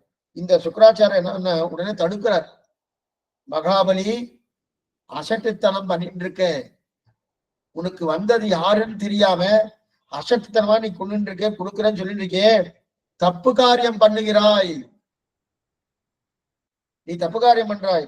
வந்தது யாருன்னு தெரியாம நீ தப்பு காரியம் பண்ற. வந்தது யார் மகாபலி கேட்கிறாரு. தன் அசுர குரு, அவளுக்கெல்லாம் குரு அவர் தான், அசுராளுக்கெல்லாம் குரு சுக்கராச்சாரியர். வந்தது யாருன்னு தப்பு காரியம் பண்ண. உடனே கேட்ட உடனே வந்தது ஸ்ரீமன் நாராயணன் தெரிஞ்சுக்காம நீ அவனை போய் கொடுக்குறேன்னு சொல்லிட்டு இருக்கியே. அவன் எதுக்கு தெரியுமா வந்திருக்காரு? அவர் எதுக்கு தெரியுமா வந்திருக்காரு? தன் காரியத்துக்காக வந்திருக்காரு, தேவ காரியத்துக்காக வந்திருக்காரு. அதை பார்த்து அது எப்படி வரைச்சா எப்படி வந்தாரு? தன்னை மறைத்து கொண்டு வந்திருக்காரு. நீ ஏமாந்து போகாது, தன்னை மறைத்து கொண்டு வந்தபடியால் நீ யோகாந்து போடாரு.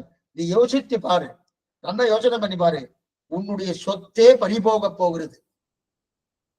இல்ல 3 அடி மந்தான கேட்டிருக்காரு, அதைத்தான் சொல்லிட்டு இருக்கேன்.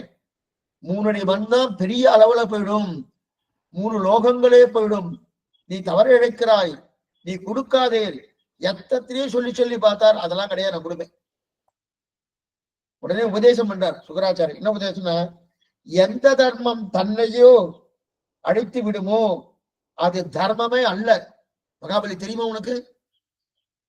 இந்த வார்த்தை நீங்க நோட் பண்ணி வச்சுக்கணும். எந்த தர்மம் தன்னையே அழித்து விடுமோ அது தர்மமே அல்ல. இது சுக்கராச்சாரியர் தெரிவிக்கிறார். தன்னையே அழித்து விடக்கூடியது தர்மமானா தர்மமே. ஆனா சுக்கராச்சாரியர் தெரிவிக்கிறார், தான் அழித்தாலும் பிறர் வாழ வேண்டும் என்கிற எண்ணம் பூர்ணமா இருக்கணும். அதான் அது. தான் வாழை பிறரை கெடுக்காதே. அடிக்கடி நீங்க பாக்குறமோ அங்கங்க போட்டுட்டே இருப்பான், ஆட்டோல எல்லாம் போட்டு இருப்பான். அப்ப எந்த தர்மம் தன்னையே அழித்து விடுமோ அது தர்மமே அல்ல. உன் சொத்தை நீ அழிக்கப்படாது, உன் சொத்தையை நீ அழிக்கக்கூடியே. அதனால இவருக்கு கொடுக்காதேன்னு தடுத்தான், சுக்கராச்சாரியர் தடுத்தார். ஆனா மகாபலி கேட்கல. எத்தனை சொல்லணும், வந்தவர் விஷ்ணுவாக இருக்கட்டுமே. எப்ப நான் கொடுக்கிறேன்னு சொல்லிட்டேனோ நான் கொடுத்துதான் தருவேன். இது யார் சொல்றது? மகாபலி சக்கரவர்த்தி சொல்றோம். சுக்கராச்சாரிய அரசுர குருவான சுக்கராச்சாரியரை பார்த்து இந்த வார்த்தை சொல்றார். எப்ப நான் கொடுக்குறேன்னு சொல்லிட்டேனோ கொடுத்துதான் தருவேன். ரெண்டாவது, இப்ப நான் கொடுக்குறேன்னு அப்ப நான் கொடுக்கறச்சே என் கை உயர்ந்து இருக்கும், வாங்குறவா கை தாழ்ந்து இருக்கும். நல்லா பார்த்துக்கோ. என்னைக்குமே பிக்ஷம் எடுக்கிறவா கை தாழ்ந்து இருக்கும், பிக்ஷம் போடுறவா கை உயர்ந்து இருக்கும். அப்ப என் கை உயர்ந்து இருக்கு, வாங்குறவா கை தாழ்ந்து இருக்கு. இப்ப என்ன ஆயிடுச்சுன்னா, மகாபலியான என் கை உயர்ந்து இருக்கு, விஷ்ணுவான கை தாழ்ந்து இருக்கணும். அப்ப என் கை உயர்ந்து இருக்கணும். அதுவே எனக்கு பெரிய பேராச்சே. ஆச்சாரியனே, எனக்கு அதுவே பெரிய பேரு. ஏன்னா என் கை உயர்ந்துட்டேன், அந்த மகாவிஷ்ணுக்கே தானம் கொடுத்தார் என்கிற பேரு கிடைக்கணும் எனக்கு. இதுவரை என்ன பேரு வேணும் எனக்கு கிடைக்கணும். அதனால நான் கொடுக்கறத கொடுக்காம இருக்க மாட்டேன், கொடுத்தே தீருவேன். அந்த பேர் எனக்கு இருக்கட்டும், விஷ்ணு என்னிடத்தில் வாங்கி கொண்டார் என்கிற பேர் எனக்கு இருக்கட்டும் அப்படின்னு சொல்லிட்டு மறுபடியும் கமண்டலத்தில் தீர்த்தத்தை எடுத்தார். தீர்த்தத்தை குத்த போறார். உதகதாரா பூர்வகமாக தீர்த்தத்தை கொடுக்கணுமோனும் கொடுக்க போறார். குத்த போறச்சு சுக்கராச்சாரியர் பார்த்தார், இவர் என்ன இவரை எத்தனை சொன்னாலும் நானே குருவா இருக்கேன், குருவுடைய வார்த்தையை மீறப்படாது, இருந்தாலும் மீறிட்டான். இருந்தாலும் இந்த சிஷ்யனை நான் தான் காப்பாத்தி ஆகணும். என்ன பண்ணலாம் யோசனை பண்ணார். நேர ஒரு பூச்சி வடிவத்துல அந்த கமண்டலத்திற்குள்ள போய் அந்த கமண்டலத்துல இருந்து ஒரு துவாரம் வழியா வெளியில தீர்த்தம் வரணுமோனும் அந்த துவாரத்தை அடைச்சிட்டார். தான் ஒரு பூச்சி வடிவத்தை எடுத்துக்கொண்டு அந்த கமண்டலத்துக்குள்ள போய் அந்த கமண்டலத்தில் துவாரத்தின் வழியா தீர்த்தம் வரக்கூடிய இடத்துல போய் அடைச்சின்றார். அடைச்சின்ற உடனே இவன் தீர்த்தத்தை விடுறான். மகாபலி சக்கரவர்த்தி உதகதாரா பூர்வமாக தீர்த்தத்தை விடுறச்சே அங்க தீர்த்தம் வரல. பார்த்தார் பெருமாள், என்ன இது தீர்த்தம் வரல? சில வார்த்தை நம்ம அடிக்கடி சொல்லுவோம், சாமி வரம் கொடுத்தா கூட பூஜாரி வரம் கொடுக்க மாட்டா அப்படின்னு சொல்லி கேள்விப்பட்டிருக்கணும். அது அர்ச்சகர் கொடுக்க மாட்டாருன்னு சொல்ற கேள்விப்பட்டிருக்கணும். இப்ப என்ன ஆயிடுச்சு, ராஜ்ய பரிபாலம் பண்ணக்கூடிய மகாபலி சக்கரவர்த்தியை கொடுக்குறேன்னு சொல்லிட்டாரு. ஆனா அவருக்கு குருவா இருக்கக்கூடிய சுக்கராச்சாரியர் கொடுப்பதற்கு ஒப்புவிக்காமல் கொடுப்பதற்கு தடுத்துட்டு வேற இருக்கார். இந்த நிலை இருக்க செய்தே என்ன பண்ணலாம் யோசித்தார் பகவான். இதைத்தான் பெரியாழ்வார் திருமொழி தெரிவிக்கிறார். சுக்கிரன் கண்ணை துரும்பால் கிளறிய சக்கர கையனே அச்சோ அச்சோ. சுக்கிரன் கண்ணை துரும்பால் கிளறிய சக்கர கையனே அச்சோ அச்சோ. இந்த சுக்கராச்சாரியர் இருக்கு இல்லையா, அந்த சுக்கராச்சாரம் உள்ளுக்குள்ள அடைச்சுட்டு இருக்காரு ஒரு பூச்சி வடிவத்துல. அந்த பூச்சியை வெளியில எடுக்கணும். என்ன பண்றாரு வாமன பகவான், தன்னுடைய இடுப்புல நிறைய சொருகின்னு இருக்காரு தர்பப்புள்ளை. தர்பப்புல் நிறைய சொருகின்னு இருக்காருன்னு ஒரு தர்பையை எடுத்தார், நேர அதுக்குள்ள நுழைச்சு போய் குத்துறார். இதற்குள்ள கமண்டலத்தினுடைய துவாரம் இருக்கணும், தீர்த்தம் வரக்கூடிய துவாரம். அந்த துவாரத்துல என்ன குத்துறார். குத்தரிச்சு என்ன ஆயிடுச்சுன்னா, சுக்கராச்சாரிய கண்ணில் மேல பட்டு ஒரு கண்ணு போயிடுச்சு. சுக்கராச்சாரிய சுக்கராச்சாரிய ஒரு கண்ணு தான், ரெண்டு கண்ணு கிடையாது. சுக்கராச்சாரிய ஒரு கண்ணு போயிடுத்து. ஒரு கண்ணு போனோன்னு நேரா அங்கிருந்து கீழே விழுந்துட்டார். அந்த துவாரம் வழியா கீழே விழுந்துட்டார். விழுந்த உடனே கிட்டு தீர்த்தம் வந்துடுச்சு. தீர்த்தம் வந்த உடனே என்ன ஆயிடுச்சு, உடனே வாமன பகவான் தீர்த்தம் உடனே வேகமா வளர ஆரம்பிச்சார்.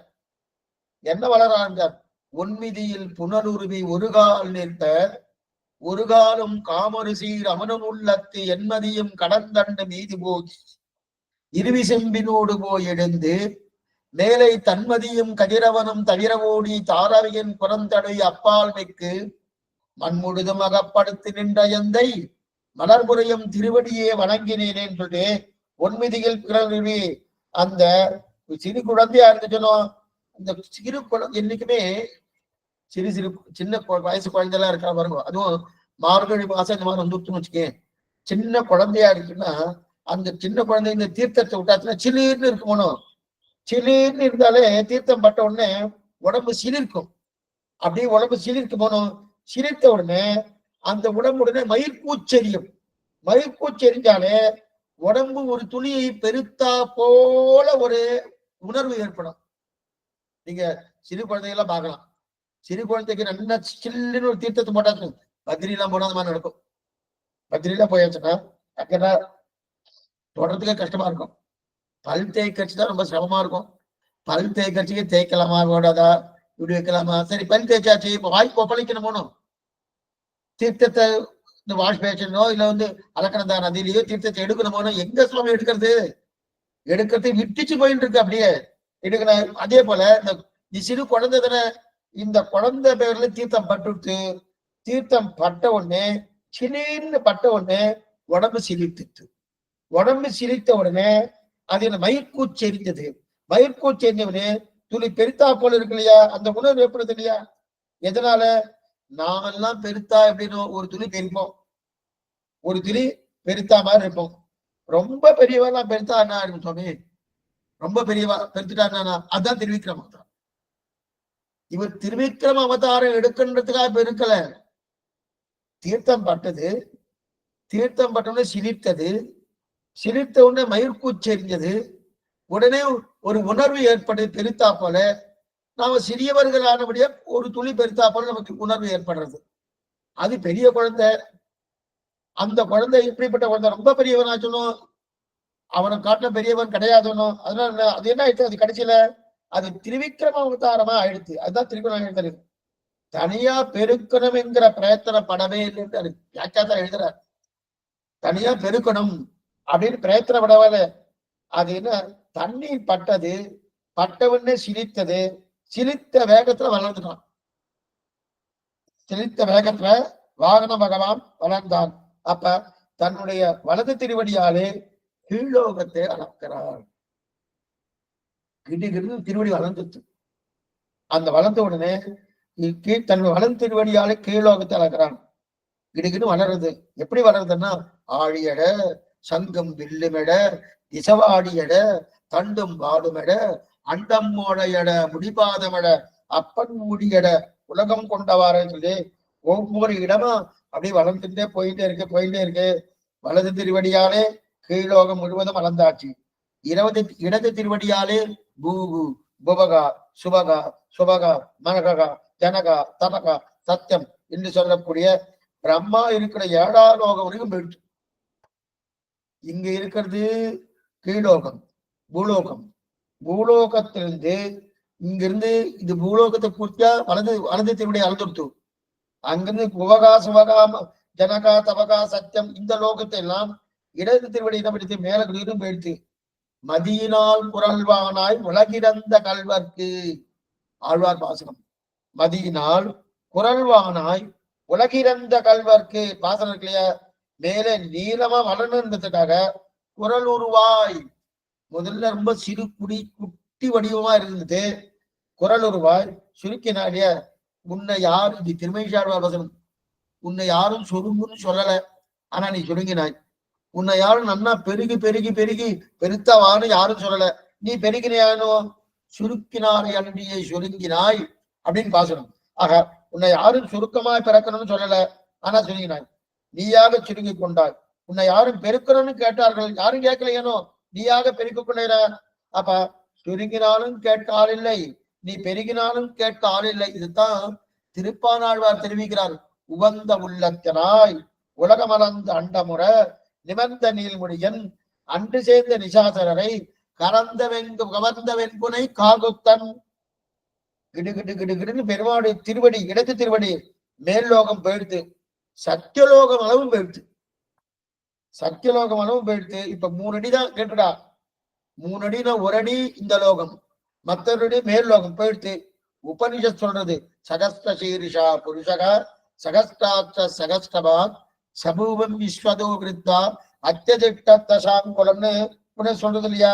இப்ப நமக்கு சந்தேகம் வரும், என்ன சுவாமி சின்ன திருவடி தானே காட்டினார், 3 மண் கொடுந்தன கேட்டான், சரி கொடுத்தேன்னு மகாபலி சொன்னார், அதே திருவடியால் தானே அளக்கணும், அதே திருவடி தானே. திருவடி மாறித்தா, பக்கத்து வீட்டுக்காரையுடைய திருவடி கொண்டு வச்சாரா, இல்ல எதிர்த்து வீட்டுக்கார திருவடி கொண்டு வச்சாரானா, இல்லையே. அதே திருவிடைதான். அப்ப அந்த திருவிடைதான். ஆனால் அது பெருசா வளர்ந்துட்டு, ரொம்ப பெருசா வளர்ந்துட்டு. ஆனால் காட்டினது சின்ன காலை, அளந்தது பெரிய காலாலை. இது கொஞ்சம் வன்மையா இல்லை, கொஞ்சம் மாயாவையா இல்லை, ஏமாத்து வேலையான ஒரு ஏமாத்து வேலை இல்லை. தீர்த்தம் பட்டவுடனே வளர்ந்துட்டது. தீர்த்தம் பட்டவுடனே கிடு கிடு கிடு கிடுன்னு வளர்ந்துட்டது. அவ்வளவுதானே தவிர வேற எதுவும் ஆகலைங்க. அதே கால் தானே, வேற கால் இருந்தாதான் நமக்கு சமமா தெரியும். அதே கால் தானே. தீர்த்தம் பட்ட உடனே கிடு கிடு கிடு கிடுன்னு வளர்ந்துட்டு சின்ன கால். உடனே அங்க இருக்கக்கூடிய அவனுடைய பிள்ளை இத பார்த்த மகாபலி சக்கரவர்த்தி மயக்கமே வந்துருச்சு. என்ன இந்த மாதிரி ஆயிடுச்சு, இந்த மாதிரி ஆயிடுச்சு. காட்டினது சின்ன கால் தானே, சிறு குழந்தை காலம் தானே, 3 அடி சொன்னாலும் 3 அடி கொடுத்தேன், இவ்வளவு பெருசா ஆயிடுச்சு, இவ்வளவு மயக்கமே வந்துருச்சு.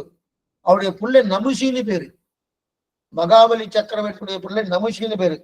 நமுஷி என்ன பண்ணா, ஓஹோ நீ தப்பா ஆடின்னு இருக்க, தப்பாட்டம் ஆடின்னு இருக்க, நீ சின்ன காலை காட்டிட்டு பெரிய கால அளக்கிறியே அப்படின்னு பெருமா பதில். அது பெருமா பதில் சொல்றாரு. என்னன்னா, அதுக்கு நான் என்ன பண்றது, நான் பெருத்துட்டேன், நான் பெருத்துட்டேன். சில பேர் ஒரே நாள்ல பெருத்துருவா, சில பேர் 10 நாள்ல பெருப்பா, சில பேர் 10 வருஷத்துல பெருப்பா, சில பேர் 20 வருஷம் ஆனாலும் அவன் பெருக்கவே மாட்டான், அப்படியே இருப்பா. அது ஒவ்வொருத்தர் உடம்புவாக. என்னுடைய உடம்புவாக நான் நீ தீர்த்தம் கொடுத்தோன்னு நான் பெருத்துட்டேன், நீ தீர்த்தம் கொடுத்தோடனே பெருத்துட்டேன். அவன் சண்டைக்கு கொடுத்துட்டான், வானில் சுழட்டினான், அப்படியே வானில் சுழட்டி அவனை போட்டுட்டான். இது சொல்ல வந்தேன்னா, அப்ப என் காலால தானே அளந்தேன், மத்தவாவுடைய கால அளக்கலையானோ, ஆனா காட்டினது என் கால், அளந்தது என் காலால் அப்படின்னு சொன்ன உடனே ஒன்மிதியில் புனலுருவி ஒரு கால் நிற்ப. தன்னுடைய காலால் தான் நடந்தான். வலத கால் கீழே, இடது கால் மேலே, மேலே லோகத்துக்கு போயிடுத்து. 3 லோகத்து, சரி சுவாமி, 3 லோகத்துல பறித்து கொண்டான் மகாபலி சக்கரவர்த்தி. பூகு புவகா சுவகா என்று சொல்லக்கூடிய 3 லோகத்தை தான் பறித்து கொண்டான். ஆனா இப்ப 7 லோகத்தை அளந்துட்டார் வாமன பகவான், திருவிக்கிர பகவான். ஏன் சுவாமி 3 லோகத்தை அளந்தா போதாதா? மகாபலி பறித்து போனது 3 லோகத்தை தானே, எதற்காக 7 லோகத்தை அளக்கணும்? பெரிய விசாரம். இதுக்கு காரணம் சொல்றார், 2 காரணம் சொல்றார். என்னன்னா, 3 லோகத்துல அளந்தாருன்னா இந்த இடத்துல 3 கொடுப்பது தான். யாராவது 3 கேட்டா 7 கொடுக்கறது தான் விருந்தோம்பலுக்கு உண்டான, தான பிரபுவுக்கு உண்டான அடையாளம். விருந்தோம்பல் தான பிரபுவுக்கு உண்டான அடையாளம் இதுதானே. 3 கேட்டா 7 கொடுக்கணுமா? பிரியத்துக்காக சொல்றேன். நம்ம அதுக்கு சாப்பிட வரா பந்துக்களோ இல்ல நண்பர்களோ சாப்பிட வரா, சாப்பிட வரச்சே நீங்க எத்தனை பேர் வர, இன்னைக்கு இதெல்லாம் கேட்கறா, நீங்க எத்தனை பேர் வரேன்னு கேட்பான். நாங்க 4 பேர் வரோம். சரி, குழந்தை வருதா? குழந்தை வந்துருக்கு. குழந்தைக்கு என்ன வயசு? 12 வயசு வச்சுக்கோ. அப்ப ஒரு ஒரு ஒரு ஆள்னு வச்சுக்கலாமா, இல்ல குழந்தைன்னு வச்சுக்கலாமான்னா நீங்க எப்படி வேணா வச்சுக்கோ. உங்களுக்கு என்ன பிடிக்கும்? இது பிடிக்கும். உங்களுக்கு என்னெல்லாம் பிடிக்காது? இதெல்லாம் பிடிக்காது. நீங்க இப்படி சாப்பிடுவேல, அப்படி சாப்பிடுவேல, இப்படியே கேட்டு சுவாமி நான் வரவே இல்லை சாப்பிட்டதுக்கு அப்படின்னு சொல்லுவாங்க. அந்த மாதிரி இதெல்லாம் அந்த காலத்துல, இந்த காலத்துல திதி பார்க்காம வராதான் அதித்தின்னு பேரு. அதித்தினா என்ன, திதி பார்க்காம வருவா அப்படின்னா சொல்லிட்டு வர்றது கிடையாது. இன்னைக்கு அண்ணா தம்பி வரணும்லாம் சொல்லிட்டு வந்தாதான் உண்டு. ஏன் சொல்லிட்டு வரமாட்டாதா? நான் எடுத்து வச்சிருப்பேனோ, ஆயிடுத்தோணும் அப்படின்ற பாருங்க. அந்த மாதிரி இன்னைக்கு அந்த நிலைக்கு வந்துட்டோம். இதுக்கு சொல்ல வந்தேன்னா, அப்ப அதே போல இங்க அவன் வரான்னாலே, 4 பேர் வரானாலே 8 பேருக்கு பண்ணி வைப்பதுதான் ஒரு உச்சிதம். அதுதான் லட்சணம். விருந்தோம்பலுக்கு உண்டான லட்சணம் அதுதான். சில பேருக்குலாம் அந்த தலிகை பண்ணா பாருங்க, தலிகை பண்ண உடனே மாத்திரா பாருங்க, கையே வராது. நேரா கோட்டி உட்கார்ந்துட்டு இருப்பா, எல்லாரும் உட்காந்து வளைஞ்சாலையை போட்டு சாப்பிட்டு இருப்பா. குழம்பு விட்டமா, குழம்பு விட்டமா, குழம்பு விட்டமா, கறி மீது விடட்டுமா, கறியை விட்டுமா, எடுக்கவே மாட்டார். விடட்டுமான்னா அவ ஏற்கனவே கூச்சத்துல இருந்துட்டு இருக்கா. சாமி வேண்டாம். ஓ நீங்க வேண்டாம்னு சொல்லிட்டு நான் தான் விடல. இவருக்கே கொடுக்கறதுக்கு இஷ்டமே இல்லை, அது பிரயோஜனமே இல்லை. அவ கேட்கறதுக்கு முன்னாடி இலையில பரிமாறுறதுன்றது ஒரு பெரிய, அது பெரிய ஒரு சட்டம். அது சட்டம்னா என்னது? அது நமக்கு பெரிய ஒரு லட்சணம். அது என்ன லட்சணம்னா ஒண்ணும் இல்லை.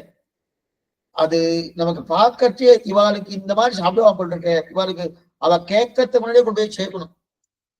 இதுதான் விருந்தோம்பலுக்கு உண்டான ஒரு தன்மை. அப்படி இருக்க செய்து இந்த கேட்கச்சே வருவாளா வருவாளா வருவாளான்னா யாரும் ஒருத்தன மாட்டோம். அதே போல இங்க 3 லோகத்தை தானே அளக்கணும்னா 7 லோகத்தை ஏன் அளந்தான்? எதனால அளந்தான்னா இன்னைக்கு 3 லோகம்னு மகாபலி வந்து கேட்டுட்டான். 3 லோகத்தை போயிடுத்து. அப்ப 7 லோகத்தை அளந்தனா கொடுப்பதில் இருக்கக்கூடிய ஆதரவு. 4 பழம் கேட்டானா 8 பழம் கொடுக்கணும். 4 பேர் வந்தானா வரான்னா 8 பேருக்கு சமைச்சு வைக்கணும். அதே போல அவன் இவ்வளவு சாப்பிடுவான்னா இவ்வளவு போடணும். சொல்லிட்டுதான் போடணும். போடணும்னா சாப்பிடுறியா இல்லையா சாப்பிடுறியா திணிக்கிறேன் பாரு, அதெல்லாம் பண்ணப்படாது. எதுக்கு சொல்ல வந்தேன்னா இது கொடுப்பதில் இருக்கக்கூடிய ஆதரவுனால என்ன பண்ணான்னா சில பேர்லாம் கேட்பா, சுவாமி எனக்கு சில பேர்லாம் கடன் கேட்க மாட்டா, எனக்கு இந்த மாதிரி கொஞ்சம் சிரமமா இருக்கு அப்படின்னு. சுவாமி உங்களுக்கே சிரமமா இருக்கா, இதை கொடுக்குறேன் 10,000 ரூபாய் 20,000 ரூபாய் வச்சுக்கணும் அப்படின்னு கொடுக்குறாரோ. அந்த மாதிரி அது எதை காமிக்கிறது? கொடுக்கறதுல இருக்கக்கூடிய ஆதரவு காமிக்கிறதுனோ. அதே போல மகாபலிக்கு இந்திரனுக்கு கொடுக்கணுமோன்னு 3 லோகம் தான் கொடுக்கணும். ஆனா தன்னுடைய பக்தனுக்கு கொடுக்கணும்னு தன் குழந்தைக்கு கொடுக்கணுமோனோ கொடுக்கணும்ன்றது அதுல இருக்கக்கூடிய ஆதரவு என்ன? 7 லோகத்தையும் வாங்கிட்டேன், ஒன்னும் கவலைப்படாது. அந்த ஆதரவால முதல்ல சொல்லிட்டார். இது முதல் நிலை. அப்ப தாய்க்கு இருக்கக்கூடிய ஆதரவு இது. தாய் குழந்தைக்கு சோறு ஊட்டணும்னாலே இவ்வளவு வண்டு வருவா, அவ இவ்வளவுதான் சாப்பிட்டு கொடுத்த குழந்தை. இருந்தாலும் இவ்வளவு வண்டு வராங்கணும். 12 வந்ததுக்கு அப்புறம் ஓரளவுக்கு எந்த ஊட்டணும் ஊட்டிகிட்டே இருக்கா இல்லையா? மீதி விட்டு பரவாயில்ல, குழந்தை சாப்பிடனாலும் பரவாயில்ல, ஆனா நான் குறைச்சலா கொடுக்கணும். அப்ப அந்த ஆதரவு இருக்கணும். அதே ஆதரவு பகவானுக்கு உண்டு. அந்த ஆதரவால 7 லோகத்தை அளந்தான்னு முதல் வியாக்கியானம் பண்ணார். 2வது அர்த்தம் சொன்னார், ஒண்ணுமில்ல சுவாமி, இன்னைக்கு ஒரு மகாபலி வந்தான், அவன் 3 லோகத்தை எடுத்துன்னு போயிட்டான். 100 லோகத்தை மட்டும் அளந்துட்டு வச்சுக்கே, 3 லோகத்தை மட்டும் தான் அளந்தேன்னு வச்சுக்கோ. நாளைக்கு மகாபலியுடைய பேரன் வருவான். பேரன் வந்தது மிச்சம் 4 லோகங்கள் இருக்கே, அது எங்களுடையதுதான். அன்னைக்கு எங்க தாத்தா 3 லோகத்தை எடுத்துட்டாரு, அதுவும் எங்களுடையதான் சொல்லியாச்சுன்னா மறுபடியும் எத்தனை தடவை திருவிக்கிரம அவதாரம் பண்ண முடியாது இல்லையா? அதெல்லாம் என்ன பண்ணா மொத்தமா 7 லோகத்தையும் அளந்துடுவாங்க அப்படின்னு சொல்லிட்டு 7 லோகத்தையும் அளந்தாருன்னு தெரிவிக்கிறார். அப்படிப்பட்ட 7 லோகத்தை அளந்ததுதான் திருவிக்கிரம அவதாரம். ஆக வாமன பகவான் அவதாரம் பண்ணி, அது ஒண்ணு இந்திரனுக்கு, இந்திரன் தான் மூத்த பிள்ளை, அதித்துடைய பிள்ளை, முதல் பிள்ளை இந்திரன், கடைசி பிள்ளை 12வது பிள்ளை வாமன பகவான். அப்படி கட்சி அவனுக்கு சத்கரிப்பதற்காக வாமன அவதாரம் பண்ணி மேற்கொண்டு திருவிக்கிரம அவதாரம் பண்ணி புரிச்சாச்சு. இப்ப திருவடி எங்க போயிடுத்து? சத்தியலோகத்துக்கு போயிடுத்து. பிரம்மாலோகம் சத்தியலோகத்துக்கு போயிடுத்து. சத்தியலோகத்துக்கு போகணுமே அடையா விருந்தாளியா வந்திருக்கா. ஒண்ணுமே இல்லை. நான் மாத்துக்க திடீர்னு ஒரு ஜிஎஸ் சுவாமி எழுட்டு ஆரம்பிச்சுக்கோ, கூப்பிடவே இல்லை. என்ன சுவாமினா ஏதோ ஸ்ரீ வைஷ்ணவாலா அவருடைய கிரகங்களா உள்ளுக்குள்ள வந்துட்டு ஆரம்பிச்சுக்கேன். இது கை ஓடாது காலம் ஓடாது. என்ன சுவாமிங்க அந்த மாதிரி அடையா விருந்தாலே வந்துட்டா. அந்த திருவடி போயிடுத்து. இவர் போல இடது திருவடி போயிடு கீழ், அதாவது வலது திருவடி தான் கீழ்லோகத்தை அளந்தது, மேல் லோகத்தை அளந்தது இடது திருவடி. ஞாபகம் வச்சுக்கோ, மேல் லோகத்தை அளந்து இடது திருவடி, இடது திருவடி தான் மேல போயிடுத்து.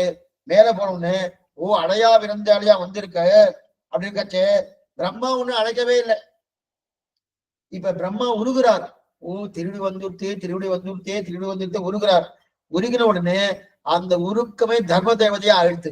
அந்த தர்ம தேவதை கமண்டத்துல தீர்த்தம் கொண்டு வந்து அந்த கமண்டத்துல இருக்கக்கூடிய தீர்த்தத்தை என்ன பண்ணா, கட்டவிரல், பகவானுடைய கட்டவிரல் இருக்கு இல்லையா, அந்த கட்டவரல்களுக்கு திருமஞ்சனம் பண்ணினா. சகஸ்த சீருஷா புருஷரா சகஸ்தாத் சகஸ்தபா சமூபம் விஸ்வதோ விருத்தா அத்தியதிஷ்ட தசாங்குரன்னு அந்த கட்டவர்களுக்கு திருமஞ்சனம் பண்ணினா. அந்த திருமஞ்சன ஸ்ரீபாத தீர்த்தர்கள் இல்லையா, அந்த ஸ்ரீபாத தீர்த்தம் மேலே இருந்து கீழே வர ஆரம்பிச்சதனோ அந்த தீர்த்தம் தான் கங்கா. கங்கைக்கு எத்தனை வைபவம் வரும். கங்கை என்னது? பெருமாளுடைய திருவிக்கிரம அவதாரம் எடுத்த போது திருவிக்கிரமுடைய ஸ்ரீபாத தீர்த்தம் தான் கங்கை. திருவிக்கிரமனின் ஸ்ரீபாத தீர்த்தம் தான் கங்கை அப்படிங்கிற இல்லையா. இன்னைக்கு கங்கைன்னு கொண்டாடுற ஆளவந்தா தெரிவிக்கிறார். என்ன தெரிவிக்கிறார் தெரியுமா? ஒரு தெய்வம் திருவடியை நீட்டித்து, நல்லா பாத்துக்கோ, ஒரு தெய்வம் திருவடியை நீட்டித்து மற்றொரு தெய்வம் அந்த திருவடியை நல்லா திருமஞ்சனம் பண்ணிட்டே இருக்கு.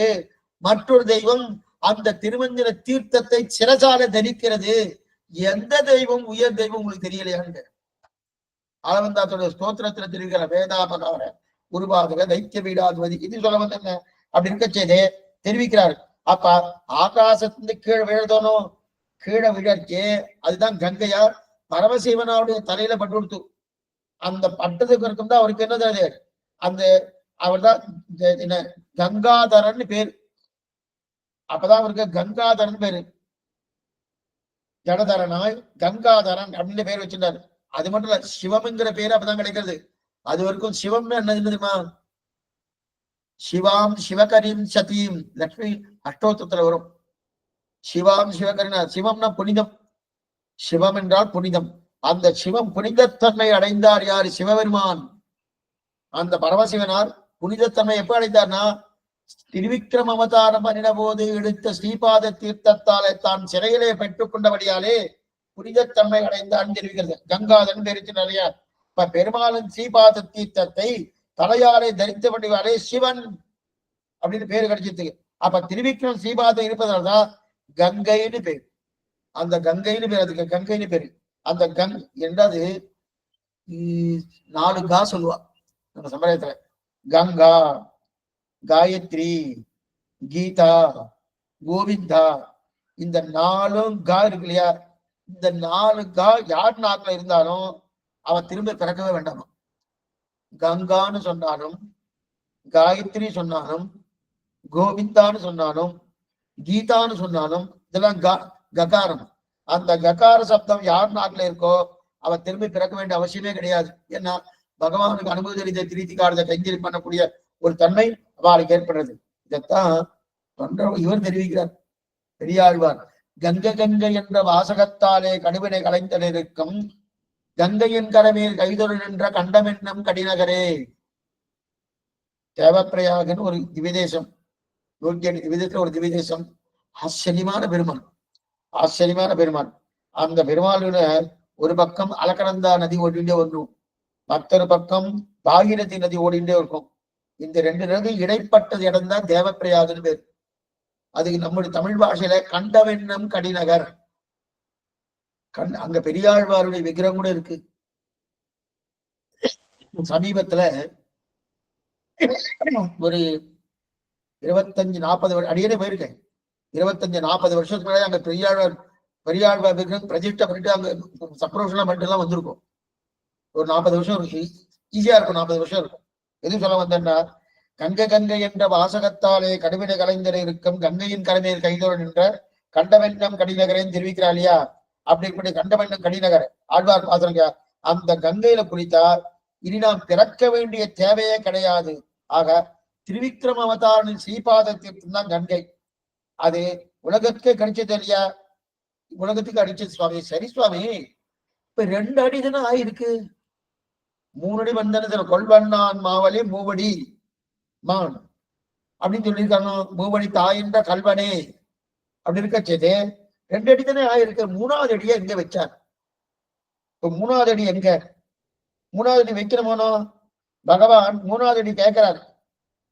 ஓரடியால் கீழோகத்தை அளந்தாகிட்டு வலது திருவடியாலே, மற்றொரு இடது திருவடியாலே மேல்லோகத்தை அளந்தாகிட்டு, ஈரடியால் முடித்து கொண்ட முக்கியமும். ஆழ்வார் பாசனம். ஈரடியால் முடித்து கொண்ட முக்கியமும். பெருமாள் இப்ப மகாபலி சக்கரத்தை கேட்கிறார். ஏ மகாபலி, நான் 3 அடி மண் கேட்டேன், நீ கொடுக்குறேன்னு சொல்லிட்டேன். இதுகோ 2 அடி அளந்தாச்சு. 1 அடி வலது திருவடியால இங்க அளந்தாச்சு, இடது திருவடியால் மேல் லோகத்தை அளந்தாச்சு. 3வது அடியை எங்க வைக்கணும் கேட்கிறார். டாக்டர் மகாபலி கேட்கிற 3வது அடியை எங்க வைக்கணும் எனக்கு கேட்க வேறு எனக்கு இடம் தெரியலையே. இடம் இல்லை, என் தலைமையில வச்சுடு, என் தலைமையில வச்சுடு. 3வது அடியை வைக்கணும்னு பிரார்த்திக்க என் தலைமையில வைக்கணும்னு சொல்ல அவன் தலையில வச்சுட்டார். அவன் தலையில வச்சுட்டார். சரி சுவாமி, அவன் தலையில வச்சுட்டாரணும். இப்ப கீழோகத்தில் மகாபலி அனுப்பிச்சார். என்ன புரிஞ்சுக்கணும், 3வது அடியை அவனுடைய தலையில வச்சாரணும். அப்ப 3வது அடி வச்சுட்டாருன்னு நம்ம தீர்மானம் பண்ணிக்கலாம்னா கிடையாது. ஏன்னா முதல் அடியாலே இந்த லோகத்தை அளந்து அறணும். அதாவது வலது திருவடியாலே இந்த லோகத்தை அறக்கும் போது அந்த லோகத்துக்குள்ளே மகாபலி சக்கரவர்த்தியும் உண்டா இல்லையா? ஒவ்வொருத்தரும் தனித்தனியா அளப்பாரா? இந்த மனுஷன் இந்த மனுஷன் இந்த மனுஷன் இந்த மனுஷன் தனித்தனியா அளப்பணும், எல்லாரையும் மொத்தமா தான் அளந்தார். அப்ப முதலடி அடக்கும் போதே மகாபலி சக்கரவர்த்திக்கு சேர்த்துதான் அளந்து இருக்கார், அவனுடைய திருமுடியும் சேர்த்துதான் அளந்து இருக்கார். ஆனா இப்ப என்ன சொல்ற, மூணாவது அடியை என்னுடைய தலையில வெயின்னு சொல்லிட்டு இருக்காரு. அப்ப மூணாவது அடி அளந்தானா? இல்லையே. ஆனா மூணாவது அடி அவன் திருமணி வேலை வைச்சது என்பது உண்மை. இதை ஜாகிரதையா புரிஞ்சுக்கோ. மூணாவது அடியை அவனுடைய சிரசு மேலே வைத்தது என்பது உண்மை. ஆனால் அதுதான் மூணாவது அடியான்னு அது கிடையாது. என்ன பார்த்துக்கோ, அதுதான் மூணாவது அடியான்னு அது கிடையாது. ஏன்னா மகாபலியை இங்க அவனுடைய சிரசு மேலே தன்னுடைய திருவடியை வைத்து மேலே பாதாள லோகத்தை தள்ளிவிட்டான் திருவிக்கிரமம் பகவான். அவன் கொல்லவே இல்லை. ஏன்னா கொல்ல மாட்டேன்னு பிரதிஜை பண்ணியிருக்கான். யார்கிட்ட? இவர்கிட்ட, பிரகலாதன் இடத்துல. இரண்யகசிபு சம்ஹாரம் பண்ணினான். 11 ரவங்கலும் கேட்டான். நம்ம முன்னாடி பார்த்திருக்கோம். அந்த வரத்துல சொல்றது உன்னுடைய இனிமேல் உன் குலத்தில் உதித்தோரை கொல்லேன் என்கிற ஒரு பிரதிஜை பண்ணிட்டான். அந்த பிரகலாதனுடைய பேரன்தான் மகாபலி சக்கரவர்த்தி. பிரகலாதனுடைய பிள்ளை விரோச்சனன், விரோச்சனுடைய புள்ளதான் மகாபலி சக்கரவர்த்தி. அப்ப கொல்ல முடியாது. அதனாலதான் பானாசுரனையும் கொல்லவே இல்லை. பானாசுரனும் அதே வம்ச பாரம்பரியம் தான், அவனையும் கொல்லலை. இருக்கட்டும், இவனை பாதாள லோகத்தை தள்ளிட்டான். அப்ப மூணாவது அடியே மகாபலியுடைய சிரசில வைத்து பாதாள லோகத்தை தள்ளியாச்சு. இப்ப மூணாவது அடி அதுதான் மூணாவது அடி, அது மூணாவது அடி அல்ல. அப்ப மூணாவது அடியை எங்க வச்சான்? இது உபனிஷத் சொல்றது. மூணாவது அடியை எங்க வைத்தான்னு உனக்கு மட்டும்தான் தெரியும் பகவன், எங்களுக்கு தெரியாது. உபனிஷத்தை சொல்றது. மூணாவது அடியை நீ எங்க வச்ச? மூணாவது அடியை பலியத்தலையில வைத்தால் அப்ப இத்தனை நாடி அந்த அந்த பூலோகத்துக்கு வழி உண்டு இல்லையா? ஏன்னா அவனுடைய தலையில வச்சா கூட மூணாவது அடி அவன் தலையில வச்சதுன்னு கணக்கு கிடையாது. முதல்ல அளந்ததிலேயே அந்த தலையிலே அதுல அடக்கம், அதற்குள் பலியும் அடக்கம் தான். அதனால மூணாவது அடியை எங்க வச்சான்னு வைக்கல, ஆனா வச்சான். வச்சது அவனுடைய திருமுடியில வச்சா கூட திருமுடி வச்சு கீழோகத்தை அனுப்பியாச்சு. ஆனா மூணாவது அடி எங்க வச்சான்னு எங்களுக்கு தெரியல பகவானே, உனக்கு தான் தெரியுது. எங்களுக்கு உபனிஷத்தே சொல்றது, எங்களுக்கு தெரியல, உனக்குத்தான் தெரியும் மூணாவது அடி எங்க வைத்தான்னு தெரியும். இதுக்கு சொல்ல வந்தேன்னா, இது திரிவிக்ரம அவதார சரித்திரம், வாமன சரித்திரம்.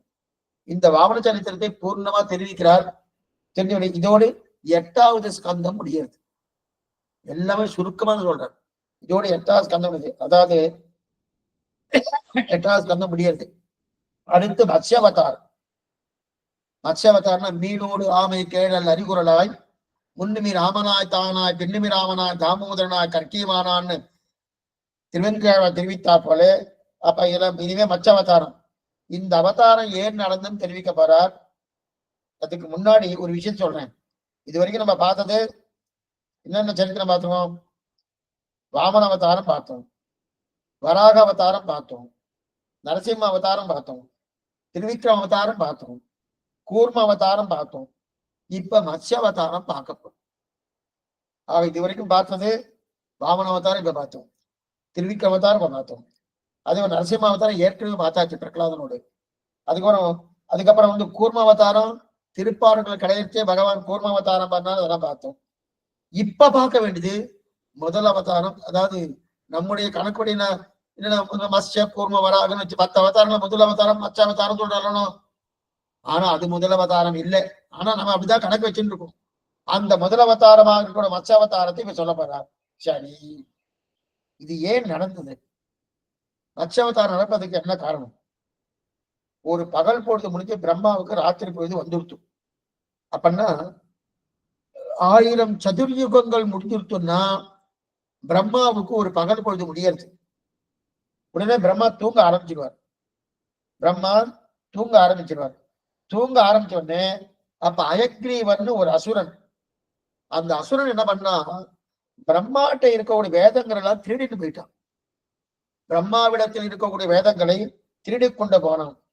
அதை பகவான் பிரம்மாவுக்கு திரும்ப மீட்டு கொடுக்கணுமோனோ, அந்த சரித்திரம் தான் மத்ஸ்யாவதாரம். அந்த சரித்திரம் தான் மத்ஸ்யாவதாரம் அப்படின்னு தெரிவிக்கிறார். இப்ப மத்ஸ்யாவதாரம் சொல்ல போறார்.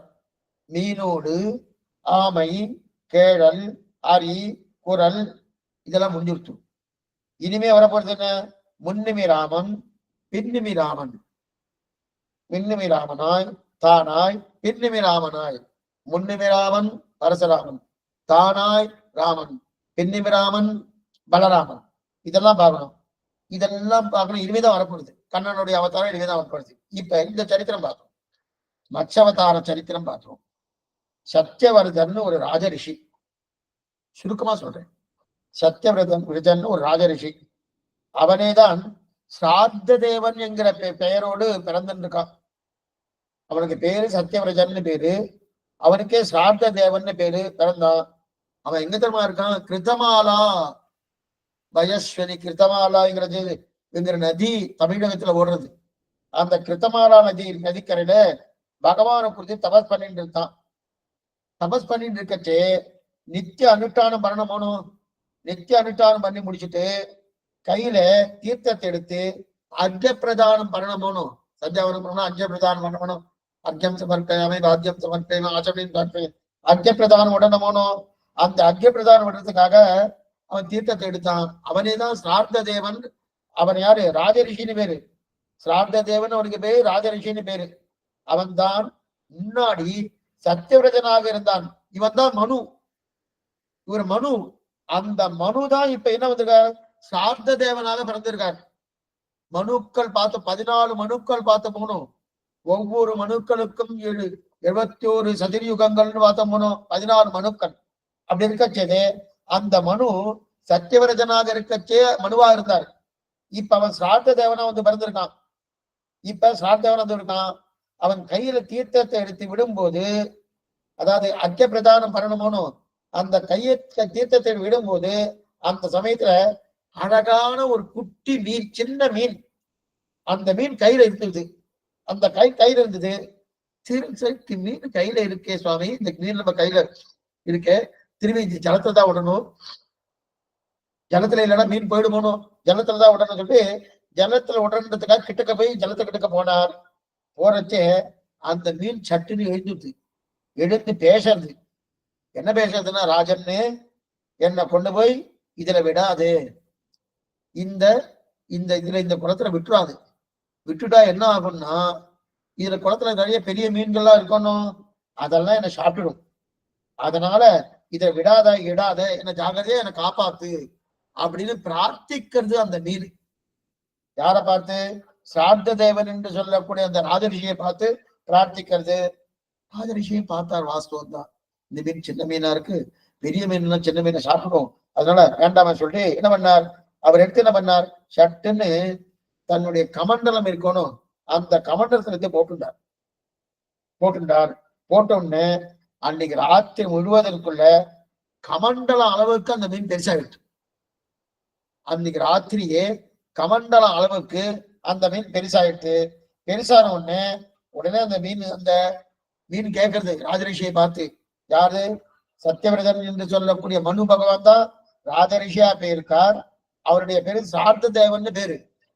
அப்படி இருக்கச்சே உடனே கேட்கறது, எனக்கு இந்த கமண்டலத்துல நான் பெரியவனா ஆயிட்டேன், அதனால என்னை கொண்டு போய் மணி தீர்த்தத்துல விடுனார்.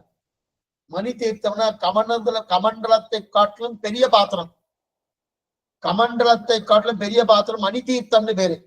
அந்த மணி தீர்த்தத்தை கொண்டு போய் விடுன்னு சொல்லிட்டு பார்த்தார். இவரும் அந்த ராஜரிஷியும் வாஸ்தவம் தான், மீன் பெருசா எடுத்து, ஆனா ஒரு நாளுக்குள்ளே பெருசா எடுத்து, இருந்தாலும் கொண்டு போய் விடலாம் சொல்லி கிடுகிட்டு அதை எடுத்து கொண்டு போய் பெரிய பாத்திரத்தை கொண்டு போய் கூப்பிட்டார்.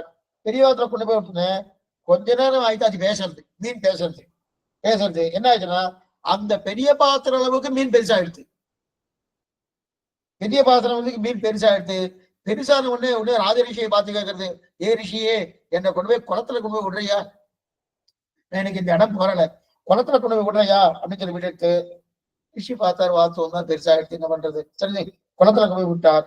குளத்துல கொண்டு போய் விட்ட உடனே இன்னும் கொஞ்ச நாள் கழிச்சு குளத்தளவுக்கு பெருசாயிடுச்சு. அதே மீன் குளத்தளவுக்கு பெருசாயிடுச்சு.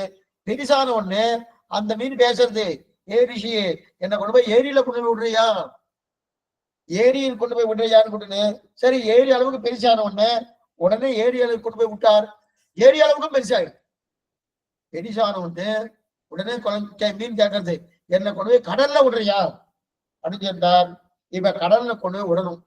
இப்பதான் இந்த சார்த்த தேவனுக்கு புரியல, என்னது இது மீன் கமண்டலத்துல இருந்தது, பெரிய பாத்திரத்துல வந்தது, அதுவே குளத்துக்கு போச்சு, அதுவே ஏரிக்கு போயிடுச்சு, இப்ப சமுத்திரத்துக்கு வந்திருக்கு, இவ்வளவு பெருசா எடுத்து இந்த அளவுக்கு வந்திருக்கு, எனக்கு புரியலையே, என்ன ஆச்சு ஏதாச்சு. இப்ப நல்லா புரிஞ்சு போயிடுச்சு. இது நல்லா புரிஞ்சு போச்சு, இது சாதாரண மீன் அல்ல.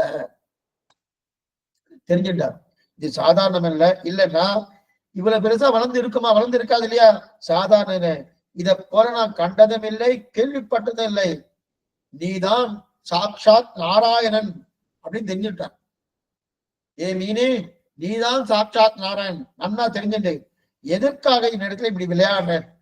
இந்த வார்த்தையை அந்த சிரார்த்த தேவனான ராஜ ரிஷி கேட்கிறான் அந்த மீனை பார்த்து, என்கிட்ட ஏன் எதற்காக நம்ம விளையாடுறன்னு கேட்ட உடனே இப்ப அந்த சிரார்த்த தேவனை பெருமாள் பதில் சொன்ன போனோ பதில் சொல்றாரு.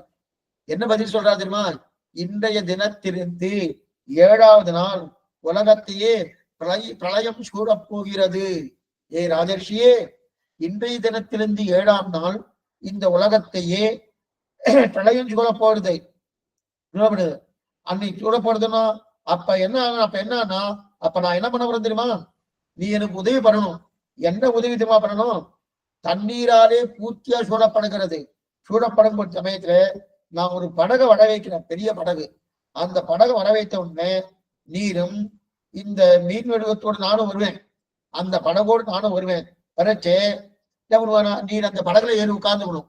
ஏறி உட்கார்ந்துட்டு அந்த நான் பெரிய மீன் வடிவத்தோடு இருக்கிறனோ, என் மீன் வடிவத்தோடு பின்னாடி ஒற்றை வால் கொம்பு இருக்குமோனோ, அந்த கொம்பு அந்த கடினமான கொம்பு இருக்குமோனோ, நீர் ஒரு கயிறுனா வாசிக்கு பாம்பு, அந்த வயிற்றான வாசிக்கு பாம்பை எடுத்து அந்த படகையும் என்னுடைய ஒத்த கொம்பையும் சேர்த்து கட்டு சொல்றாரு. பகவான் சொல்ற அந்த வார்த்தை யார்கிட்ட, சார்த்த தேவன்கிட்ட. அதான் பிரளயம் வரப்போறது, பிரளயத்திலிருந்து தப்பிக்கணும்னா நான் ஒரு படகு அனுப்புறேன், அந்த படகுல நீ உட்கார்ந்துக்கோ. அதே நேரத்துல நான் பிரளயத்துல இருந்துட்டு பெறணும். அப்ப என்னுடைய பின்பாகம் வாழ்பாகத்தை பெரிய கொம்பு மாதிரி நீட்டின் இருக்குமோனோ, அந்த வால் மாதிரி நீட்டின் இருக்கிறதோடு வாசுகிங்கிற பாம்பை வைத்துக் கொண்டு உன்னுடைய அந்த படகையும் என்னுடைய வாழ்பாகத்தையும் கட்டிடும். வாழ்பாகத்தையும் கட்டிடு, ரெண்டுத்தையும் கட்டிடு. கட்டி உடனே நீ படகுல ஏறி உட்கார்ந்துக்கோ. நீ மட்டும் இல்ல, 7 ரிஷிகள் இருக்கா இல்லையா, அவானே அமர்த்துக்கொள். சப்த ஔஷதிகள், எத்தனை ஔஷதிகள் மூலிகைகள் அதெல்லாம் அதை வச்சுக்கோ. எல்லா மூலிகளும் அமர்த்தி கொண்டு வேதம் இருக்கணும், வேதத்தை அமைத்துக்கொள். இது இத்தனையும் பிரளயம் மூழ்கடிக்கா வண்ணம் நீ அதெல்லாத்தையும் நீ காப்பாற்றணும். எங்க காப்பாற்றணும், படகு கொடுத்திருக்கணும். அந்த படகுல வைத்து சப்த ரிஷிகள் என்ன, சப்த ஔஷதிகள் என்ன, சப்த மூலிகைகள் என்ன, வேதங்கள் என்ன, இது பிரளயத்திலிருந்து காப்பாற்றணும். நான் என்ன பண்ணுவேன், நான் பார்த்து அந்த படகை சரிவர அப்படியே நடத்திட்டு போவேன். ஏன்னா என்னுடைய இல்ல கட்டி வச்சிருக்கணும், நீ அந்த வாசுகிங்கிற பாம்பாலே கட்டி இருக்காயனோ அப்படின்னு நடத்திட்டு போவேன். அப்ப பிரளயம் தீர்ந்த பிறகு மறுபடியும் உனக்கு வாழ்க்கை. அப்ப ரிஷிகளோடும் வேதத்தோடும் ஆனந்தமான இருக்கலாம் அப்படின்னு பெருமாள் சொல்றார். இப்ப என்ன ஆச்சு, பெரிய வாசுகி என்கிற பாம்பு, அந்த பாம்பாலே என்னுடைய கொம்பை நன்னா கட்டு சொன்ன உடனே அதை சொல்லிட்டு அவர் மறைஞ்சு போயிட்டார். சொல்லிட்டு அந்த மீனை மறைஞ்சு போயிட்டு அவர் சொன்னா போல 7 நாள் ராத்திரி கடல் சூழ்ந்தது. 7 நாள் இரவு கழித்து கடல் சூழ்ந்தது. பெரிய ஆபத்து வந்துட்டு. அப்போது பெருமாள் என்ன பண்ணாங்க, மீன் வடிவத்தோடு வந்துட்டார். அஸ்வதாரம் மீன் வடிவத்தோடு வந்தார். மீன் எவ்வளவு பெருசு தெரியுமா, அதுக்கு அளவு என்ன தெரியுமா அளவு, மீன் எவ்வளவு பெரியது என்றால் அதனுடைய வால் பக்கம் இருக்கணும், அந்த மீனுடைய வால் பக்கம். அந்த மீனுடைய வால் பக்கம் எங்க போகுதுன்னா கீழே அதல பாதாளத்துல கொண்டு போய் இடிக்கிறது தான். வாலே அவ்வளவு பெருசு. இந்த வால் பக்கமே கீழே அதல பாதாளத்தை கொண்டு போய் இடிக்கிறதாம். அதனுடைய தலைப்பக்கம் எங்கன்னா மேலே மேலே மேலே மேலே மேலே போய் இடிக்கிறதாம். அவ்வளவு பெரிய மீன், அவ்வளவு பெரிய மீன். இப்ப இவர் என்ன பண்ணாரு, ஒற்றை பாம்பு, ஒற்றை கொம்புன்னு இருக்கு இல்லையா மீனுக்கு பின்பாகம், அந்த ஒற்றை கொம்புல வாசுகி பாம்பாலே கட்டினார் இந்த சார்ந்த தேவன். கட்டினார். கட்டி முடிச்ச உடனே படகையும் சேர்த்து கட்டினார். தானும் படகுல ஏறி உட்கார்ந்துட்டார். உட்கார்ந்து படகை பார்த்து ஜாக்கிரதையா சமுத்திரத்துல விடாம பெருமாள் காப்பாத்துறார். வங்க கடல்களை இந்த மாதவனை கேசவன் மாதிரி காப்பாத்துறார். இப்ப மச்சமூர்த்தி சார்த்த தேவனுக்கு உபதேசம் பண்றார். என்ன உபதேசம் பண்றார்? மாசிய புராணம் என்ன, 18 புராணங்கள் என்ன, அந்த 18 புராணங்கள ஒன்றுதான் மாசிய புராணம். அந்த மாசிய புராணத்தை என்ன சாங்கியம், யோகம், பக்தி யோகம் எல்லாத்தையும் சார்த்த தேவனுக்கு உபதேசம் பண்றார். யாரு? அசாவதாரம் பண்ண பெருமாள் இருந்தா உபதேசம் பண்றார். உபதேசம் பண்ண உடனே அசுரனாக உபதேசம் பண்ணி முடிச்ச உடனே அசுரனான அயக்ரீவன் தானே பிரம்மாட்ட வேதத்தை திருடிட்டு போனான். அந்த அயக்ரீவனை முடித்து வேதங்களை மீட்டு கொண்டு வந்து பிரம்மாவுக்கு திரும்பி கொடுத்தார் அப்படின்னு சொன்ன. இதுதான் தரித்திரம். மத்ஸ்யாவதார தரித்திரம் என்னன்னா வேதத்தை மீட்டு கொண்டு வந்து கொடுத்து அயக்ரீவன் என்கிற அசுரனிடந்து வேதத்தை மீட்டு கொண்டு வந்து கொடுத்து யார்ட்ட பிரம்மாவுக்கு கொடுத்தவர் சரித்திரம் தான் மத்ஸ்யாவதார சரித்திரம். அப்படி சரித்திரம் இல்லையா? அப்படிப்பட்ட இந்த சரித்திரத்தை இது உடனே அவருக்கு பல சொல்லி சொல்றார். இதை யார் கேட்டாலும் அப்படிப்பட்ட பெரிய மீனா அவதரித்த பெருமாளை வணங்குகிறேன் என்கிறார். இப்படிப்பட்ட பெருமையை மீனும் இவ்வளவு பெரிய மீன் இருக்கணும். எப்படி பெரிய மீனும் கீழே பாதாள லோகம், மேல மேல் லோகம், அந்த அளவுக்கு பெரிய மீன். இந்த பெரிய மீனை கண்டதும் இல்லை, கேட்டதும் இல்லை. அதை பார்த்ததும் கிடையாது, கேட்டதும் கிடையாது. அப்ப மீனோடு படகு கட்டி இன்னுமே காப்பாற்றப்பட்டது. அப்ப லோகத்துல வேதங்கள் எல்லாம் ரட்சிக்கப்பட்டன, வேதங்கள் ரட்சிக்கப்பட்டன, படகு காப்பாற்றப்பட்டது, சப்த ரிஷிகரும் காப்பாற்றப்பட்டார். அதே போல சார்த்த தேவனான மனுஷனும் ரட்சிக்கப்பட்டார். இதோடு 8வது ஸ்கந்தம் முடிஞ்சிட்டு. இனி 9வது ஸ்கந்தம் தொடக்கம். ஏன் சுவாமி இவ்வளவு சீக்கிரம் முடிச்சுட்டு அவ்வளவுதான் இருக்கு. அது இருக்குன்னா சுருக்கமா பார்க்கணுமோ, பார்க்கணும்னா நிறைய பார்க்கலாம். அதான் முடிஞ்சிருச்சு. இப்ப 9வது ஸ்கந்தம் சூரிய வம்சத்தின் தொடக்கத்தை சொல்ல ஆரம்பிக்கிறார். 9வது ஸ்கந்தத்துல சூரியன் வெண்கதிரோன் குலத்துக்கோர் விளக்காய் தோன்றினி குலசேகராஜ வசனம் அப்படி இருக்கச்சே இப்ப சூரிய வம்சத்தினுடைய தொடக்கத்தை ஆரம்பிக்கிறார். பிரம்மாவுக்கு மரிஷி பிறந்தார். மரிஷியுடைய வம்சத்தான் கஷ்யபர் பிறந்தார். கஷ்ய பிரஜாபதி பாக்கிரமனும் மரிஷியுடைய வம்சத்தான் கஷ்யபர் பிறந்தார். அவர்களுக்கெல்லாம் யுவஸ்வானான சூரியன் பிறந்தான். அப்ப மரிஷியுடைய வம்சத்தான் கஷ்யபர். அவர்களுக்கு பிறந்தவன் தான் யாரு? விவஸ்வான் என்று சொல்லக்கூடிய சூரியன். சூரிய வம்சத்தை தான் சார்த்த தேவனே பிறந்திருக்கான். சார்த்த தேவனே சூரிய வம்சத்தான் பிறந்தான். அந்த சார்த்த தேவனின் வம்சத்தில் பிறந்தவர்கள் தான் இஷ்வாகு. பெரிய கதை. பாரத தேசத்து கதையே பெரிய கதை. ஆனா இதை படிக்க மாட்டான். எதோ எங்கெங்கும் எதோ இருக்கு பாருங்க, இல்லாத பொய்யெல்லாம் அதை படிச்சுட்டு இருப்பான். இருக்கட்டும். ஆக சார்த்த தேவ வம்சத்துல வந்தவன் தான் இஷ்வாகு. அந்த இஷ்வாகு பிறக்கிறானோ அந்த இஷ்வாகு குலத்தில் உதித்தவன் தான் ராமன். அந்த ராமனுக்கு மூத்த ராஜா தான் இஷ்வாகுன்னு பேரு. சரி, இப்ப பிரம்மாவுக்கு 10வது அரசர் தான் இஷ்வாகு. அதாவது பிரம்மாவிடத்துல இருந்து எத்தனை ராஜாக்கள் வந்திருக்கா? மரிஷி, அதுக்கப்புறம் கஷ்யபர், அதித்தி விவஸ்வான், அப்படியே ஒவ்வொரு வம்சமா வந்துட்டு இருக்கா. அதுக்கப்புறம் சார்த்த தேவன், அதுக்கப்புறம் இந்த மாதிரி வந்துட்டே இருக்கச்சே பிரம்மாவிடத்திலிருந்து 10வது அரசன் தான் யாரு? இஷ்வாகு வம்சம். அவர்தான் இஷ்வாகு. இஷ்வாகு யாருன்னா அவர்தான் போயிட்டு வந்திருப்பார். பிரம்மலோகத்துல போயிட்டு வந்துட்டு இருப்பாரு இஷ்வாகு. இஷ்வாகுவிடத்திலிருந்து பல அசுரர்கள் கழிச்சுதான், அரசர்கள் கழிச்சுதான் யாரு? ராமன் அவதாரம் பண்றோம். இஷ்வாகு முதல் ராஜா வம்சத்துக்கு. அதுக்கப்புறம் பல ராஜாக்கள் அவதாரம் பண்ணதுக்கு அப்புறம் தான் ராமன் அவதாரம். இந்த குலத்துல அம்பரீஷன் இப்ப அம்பரீஷன் ஒரு மகாராஜா, அந்த அம்பரீஷ மகாராஜன் தான் இப்ப நம்ம பார்க்க போறோம். இந்த 9வது ஸ்கந்தத்துல அம்பரீஷ மகாராஜா பார்க்கணும். அப்ப 9வது ஸ்கந்தம் சீக்கிரம் முடிஞ்சிடும் ஒன்னும் சிரமமே இல்லை. 9வது ஸ்கந்தத்தின் கடைசியில தான் கிருஷ்ணாவதாரம் வரப்பாரு இருக்கட்டும். அப்ப எதுக்கு சொல்ல வந்தேன்னா அம்பரீஷ சரித்திரம், அம்பரீஷ சரித்திரம் முடிஞ்சதுக்கு அப்புறம் ராமச்சரித்திரம், அம்பரீஷ சரித்திரம். இப்ப அம்பரீஷனுக்கு ஏகாதசி விரதம் இருக்கிறதுலே நீங்க கேள்விப்பட்டிருப்பீங்க. ஏகாதசி விரதம் இருக்கிறதுல ரொம்ப பிரியம். ஏகாதசி விரதம் இருந்துட்டே இருப்பார். ஒவ்வொரு பட்சத்திலையும் ஏகாதசி விரதம் இருப்பான். துவாதசி என்று பாடணும், இது பண்ணணும். ஒவ்வொரு பட்சம், அது கிருஷ்ணபட்சமாகட்டும் சுக்லபட்சமாகட்டும், வளர்பிறை தேய்பிறை சொல்ற போனும் அதுதான். அது வளர்பிறை என்றால் சுக்லபட்சம், தேய்பிறை என்றால் கிருஷ்ணபட்சம்.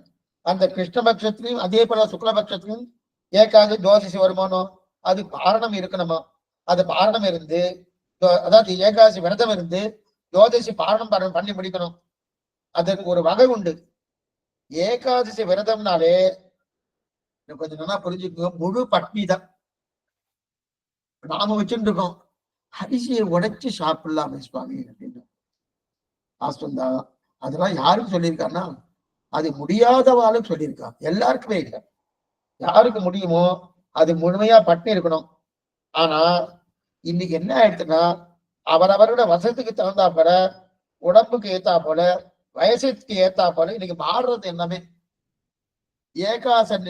ஏகாதசி அன்னைக்கு பலகாரம் பலகாரம் அப்படின்னு உண்டு. பலகாரம் பலகாரம்னா பல ஆகாரம் வச்சுக்கோ.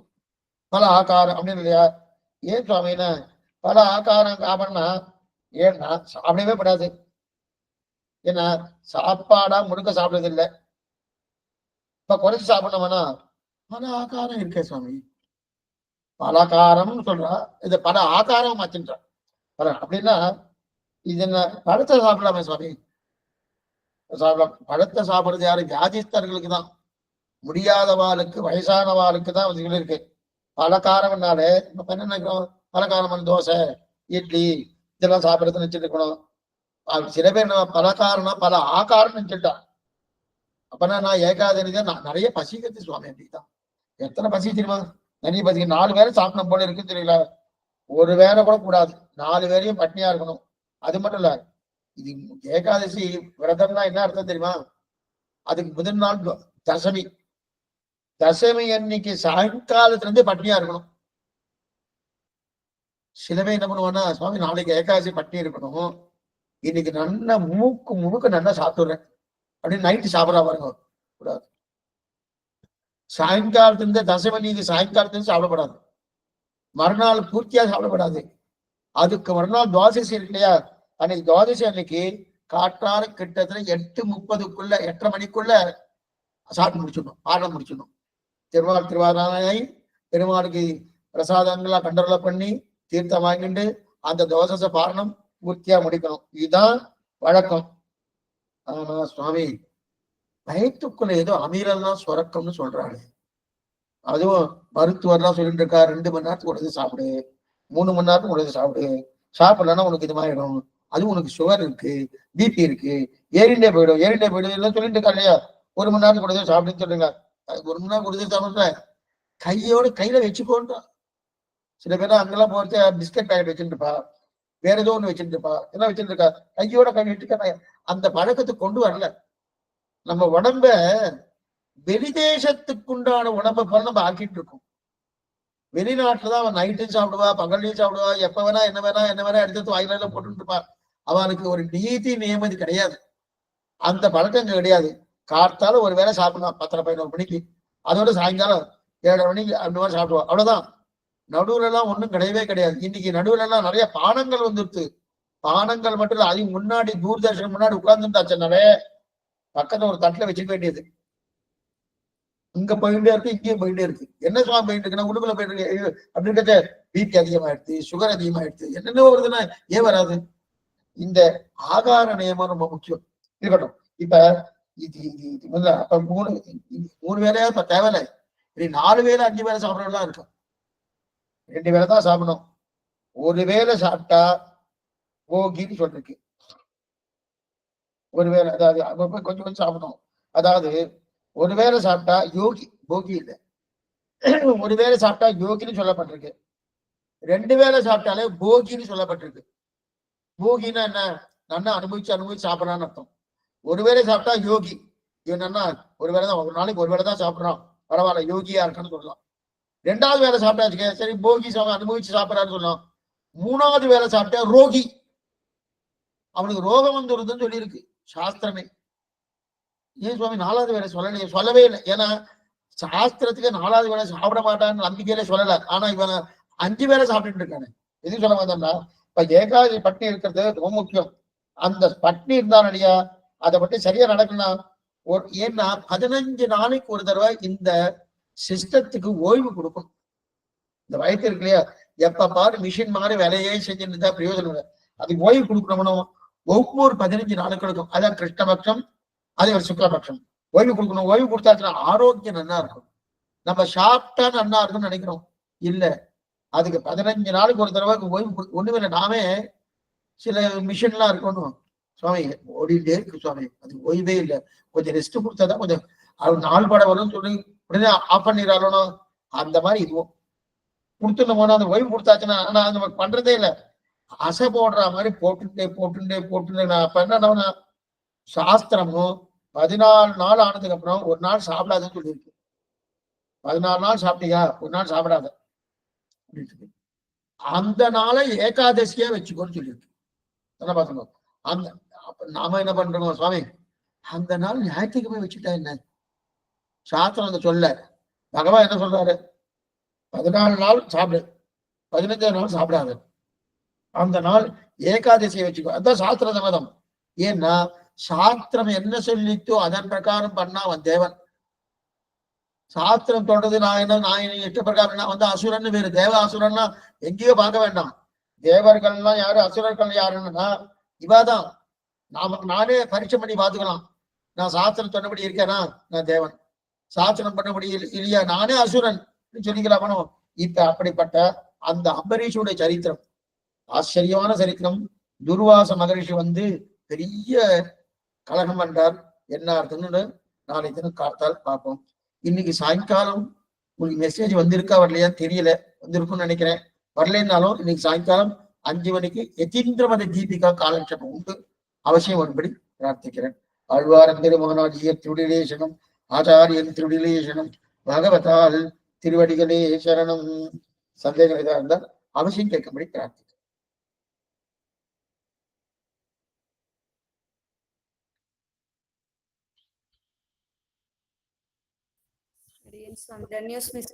ஸ்ரீமதே ராமானுஜாய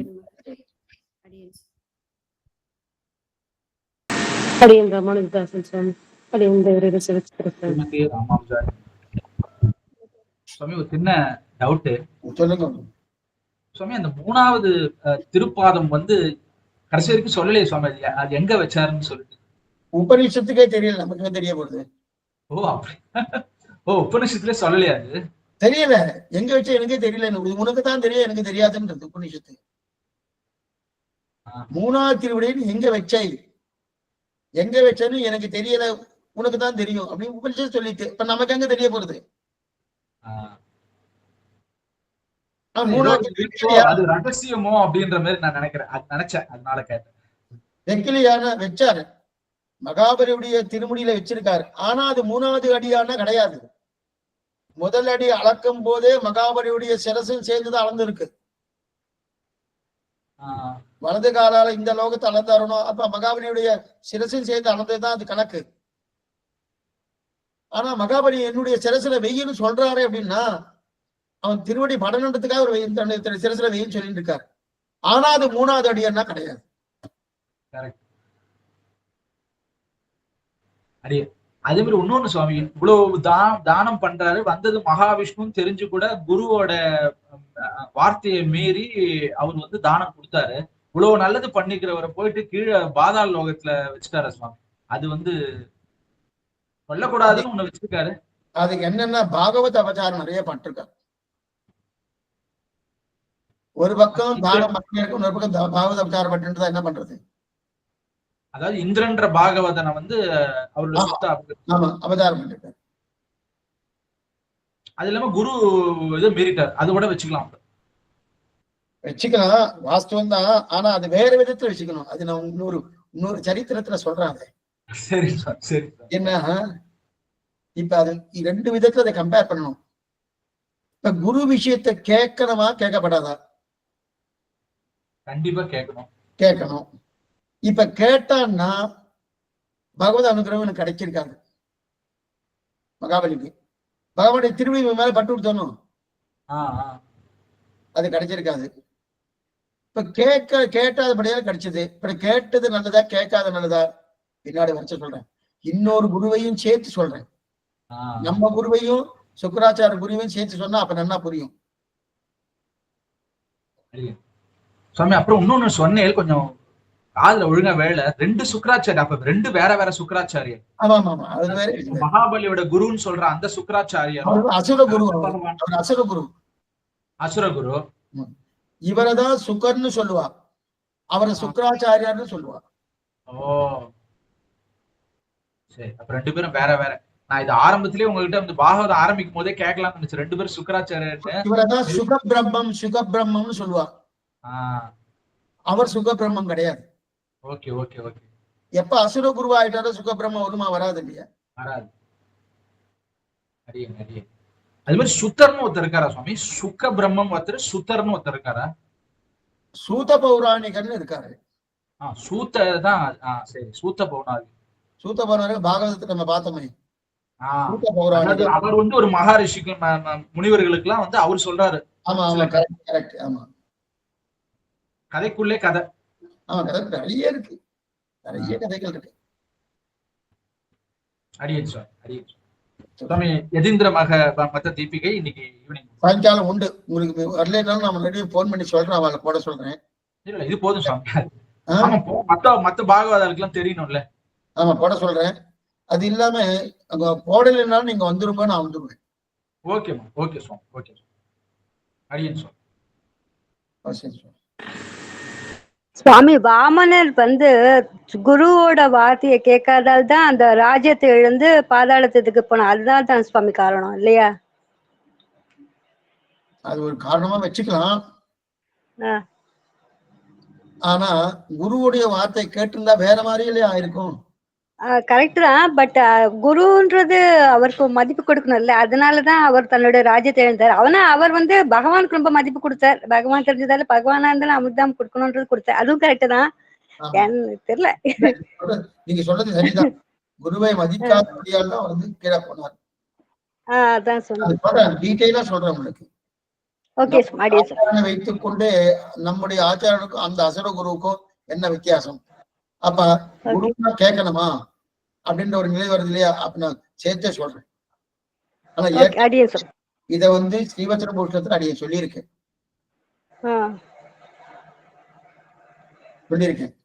இருந்தாலும் மறுபடியும் சொல்றேன். அடியேன் சாமி, தன்யவாஸ்மி சாமி. அடியேன் சுவாமி. ஸ்ரீமதி ராமானுஜாய நமக. தன்யவாஸ்மி சுவாமி.